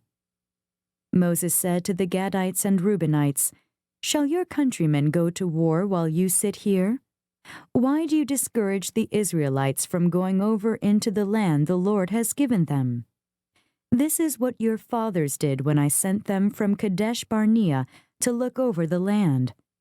After they went up to the valley of Eshcol and viewed the land, they discouraged the Israelites from entering the land the Lord had given them. The Lord's anger was aroused that day, and he swore this oath: because they have not followed me wholeheartedly, not one of the men 20 years old or more who came up out of Egypt will see the land I promised on oath to Abraham, Isaac, and Jacob. Not one except Caleb, son of Jephunneh, the Kenizzite, and Joshua, son of Nun, for they followed the Lord wholeheartedly. The Lord's anger burned against Israel, and he made them wander in the desert 40 years, until the whole generation of those who had done evil in his sight was gone. And here you are, a brood of sinners, standing in the place of your fathers, and making the Lord even more angry with Israel. If you turn away from following him, he will again leave all this people in the desert, and you will be the cause of their destruction." Then they came up to him and said, "We would like to build pens here for our livestock and cities for our women and children. But we are ready to arm ourselves and go ahead of the Israelites until we have brought them to their place. Meanwhile, our women and children will live in fortified cities for protection from the inhabitants of the land. We will not return to our homes until every Israelite has received his inheritance.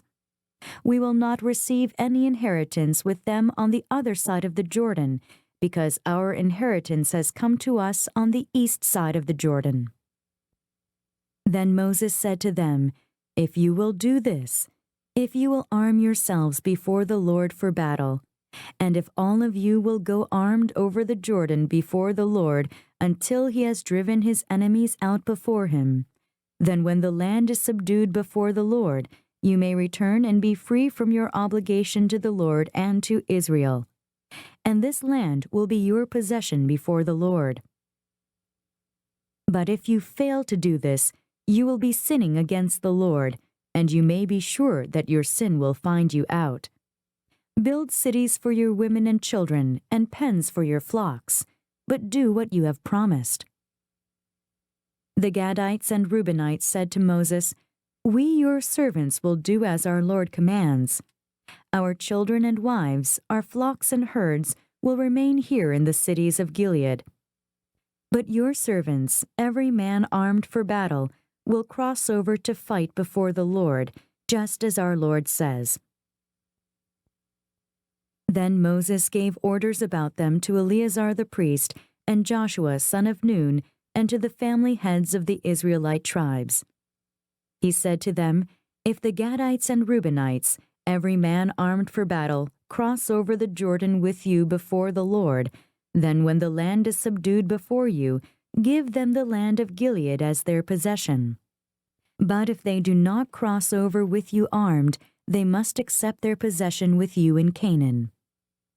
The Gadites and Reubenites answered, "Your servants will do what the Lord has said. We will cross over before the Lord into Canaan armed, but the property we inherit will be on this side of the Jordan." Then Moses gave to the Gadites, the Reubenites, and the half-tribe of Manasseh son of Joseph the kingdom of Sihon king of the Amorites, and the kingdom of Og king of Bashan, the whole land with its cities and the territory around them. The Gadites built up Dibon, Ataroth, Aroer, Atroth-Shophan, Jazer, Jogbehah, Beth-Nimrah, and Beth-Haran as fortified cities, and built pens for their flocks. And the Reubenites rebuilt Heshbon, Elealeh, and Kiriathaim, as well as Nebo and Baal-Meon. These names were changed, and Sibmah. They gave names to the cities they rebuilt. The descendants of Machir, son of Manasseh, went to Gilead, captured it, and drove out the Amorites who were there.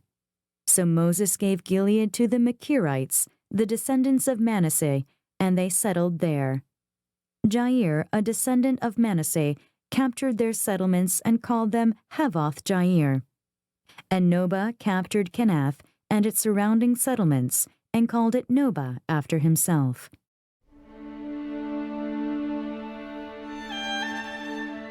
Numbers chapter 33.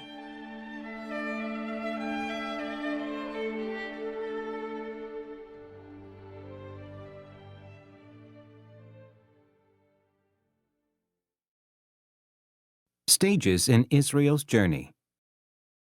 Here are the stages in the journey of the Israelites when they came out of Egypt by divisions under the leadership of Moses and Aaron. At the Lord's command, Moses recorded the stages in their journey. This is their journey by stages.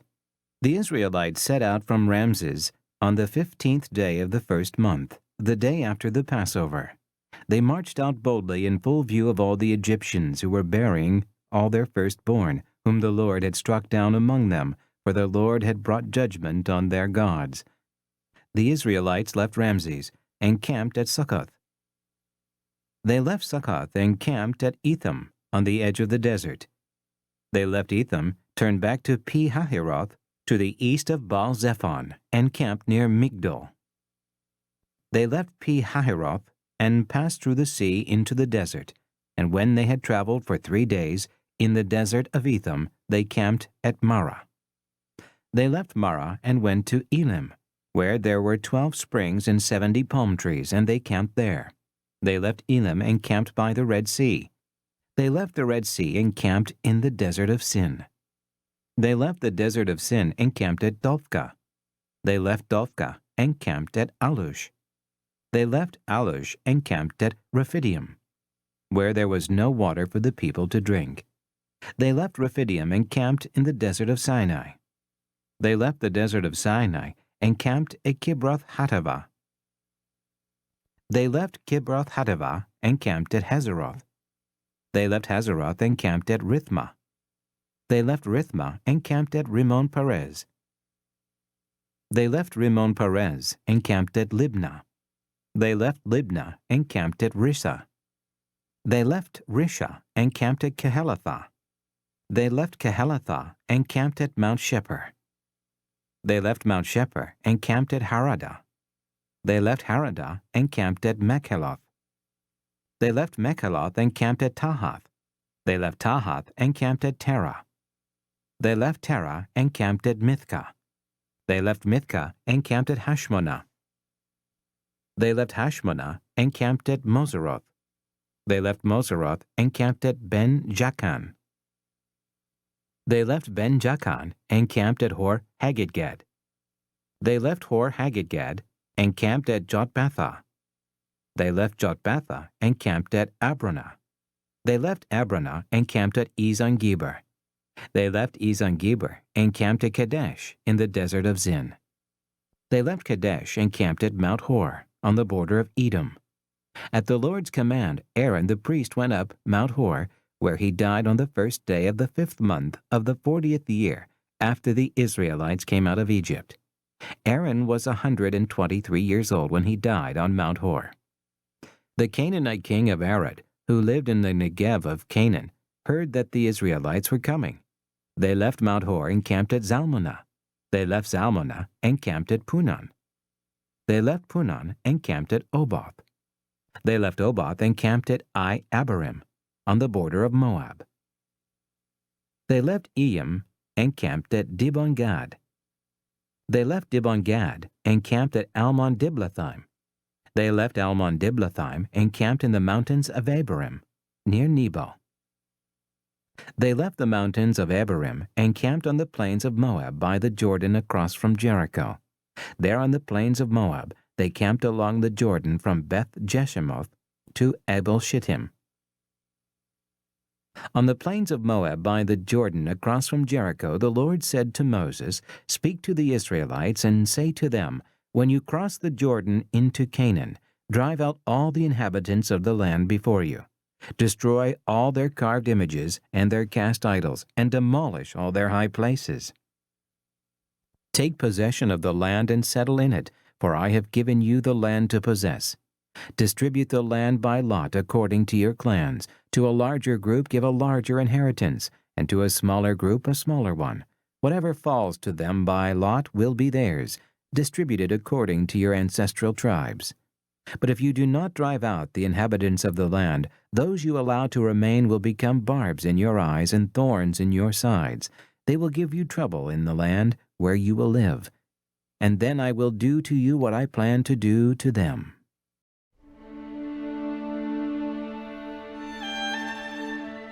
Numbers, chapter 34.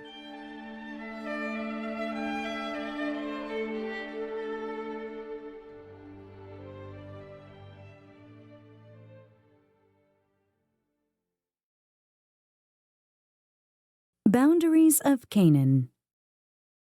The Lord said to Moses, "Command the Israelites and say to them, when you enter Canaan, the land that will be allotted to you as an inheritance will have these boundaries.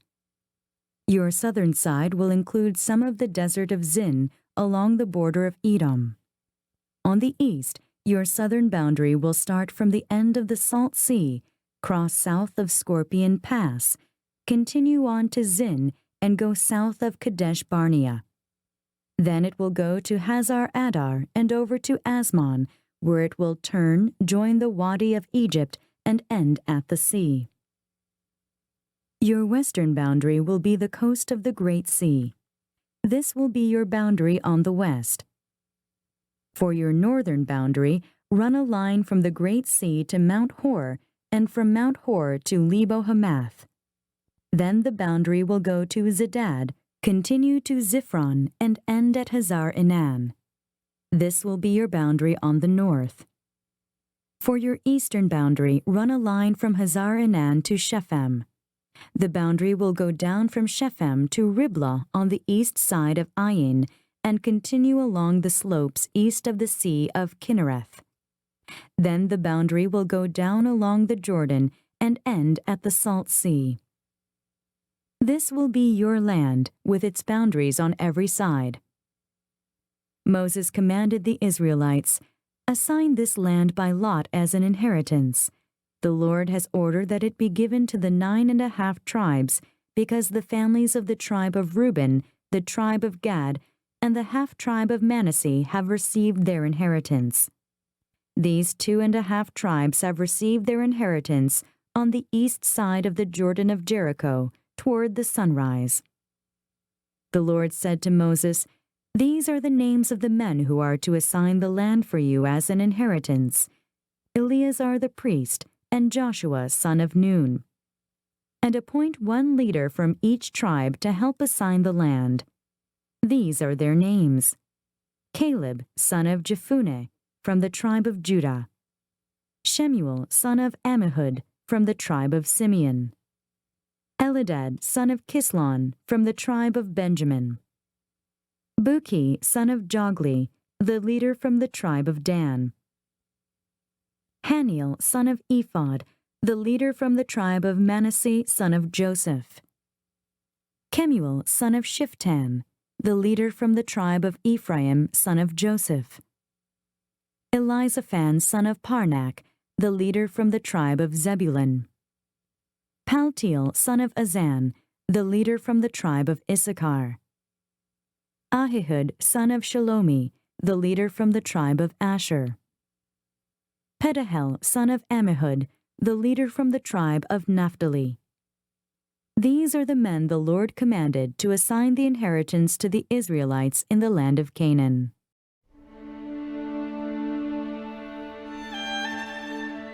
Numbers chapter 35.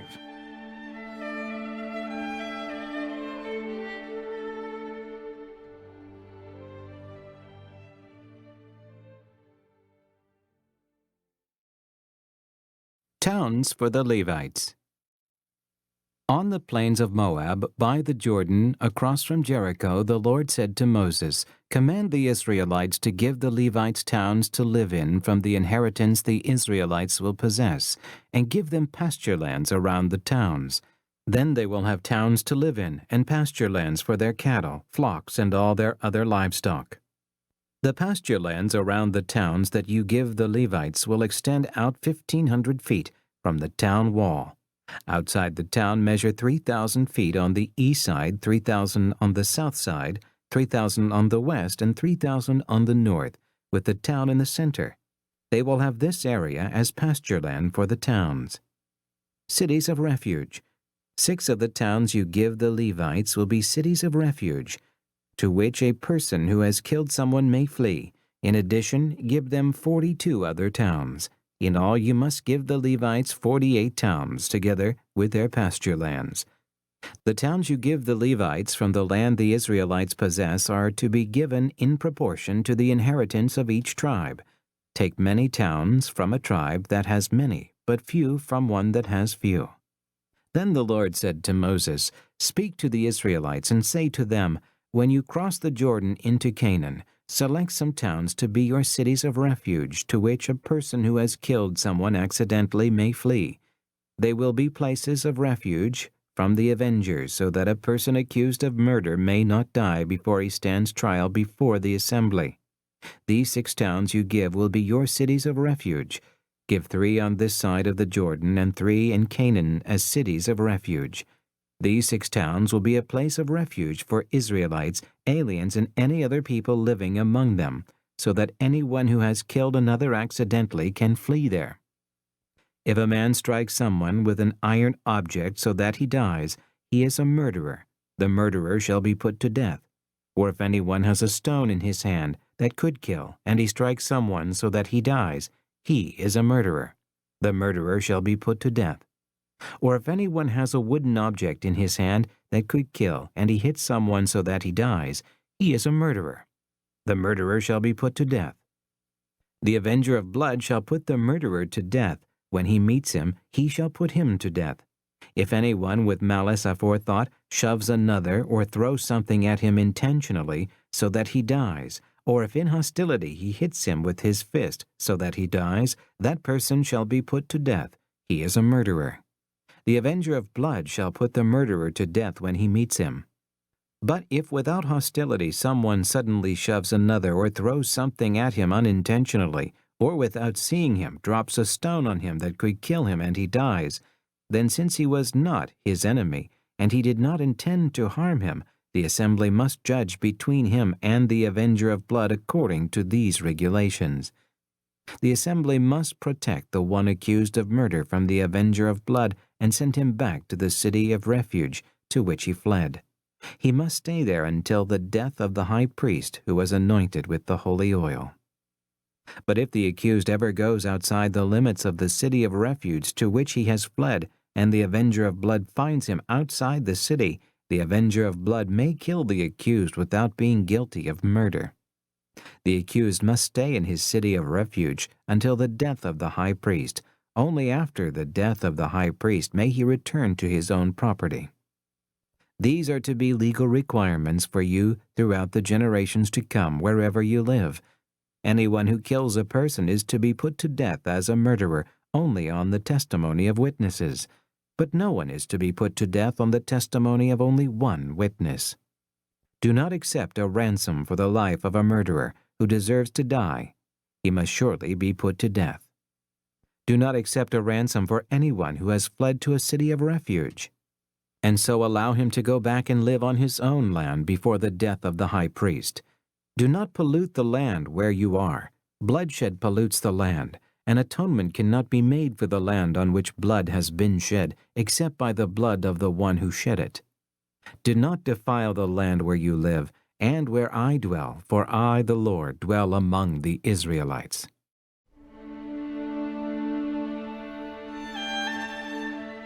Numbers, chapter 36.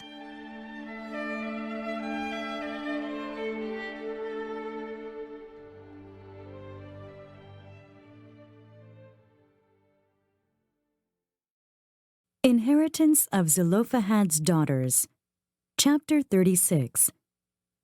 The family heads of the clan of Gilead, son of Machir, the son of Manasseh, who were from the clans of the descendants of Joseph, came and spoke before Moses and the leaders, the heads of the Israelite families.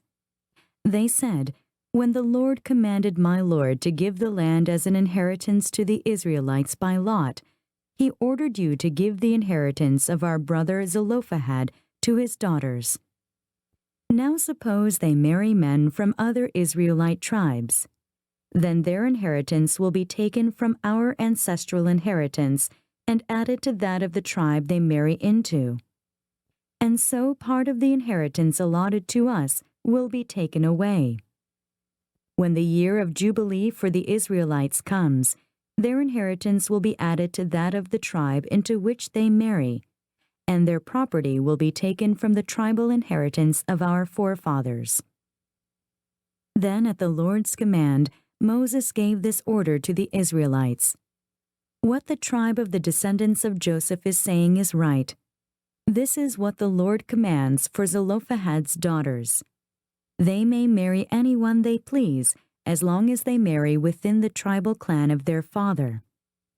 No inheritance in Israel is to pass from tribe to tribe, for every Israelite shall keep the tribal land inherited from his forefathers. Every daughter who inherits land in any Israelite tribe must marry someone in her father's tribal clan, so that every Israelite will possess the inheritance of his fathers. No inheritance may pass from tribe to tribe, for each Israelite tribe is to keep the land it inherits. So Zelophehad's daughters did as the Lord commanded Moses. Zelophehad's daughters, Mahlah, Tirzah, Hoglah, Milcah, and Noah, married their cousins on their father's side. They married within the clans of the descendants of Manasseh, son of Joseph, and their inheritance remained in their father's clan and tribe. These are the commands and regulations the Lord gave through Moses to the Israelites on the plains of Moab by the Jordan across from Jericho.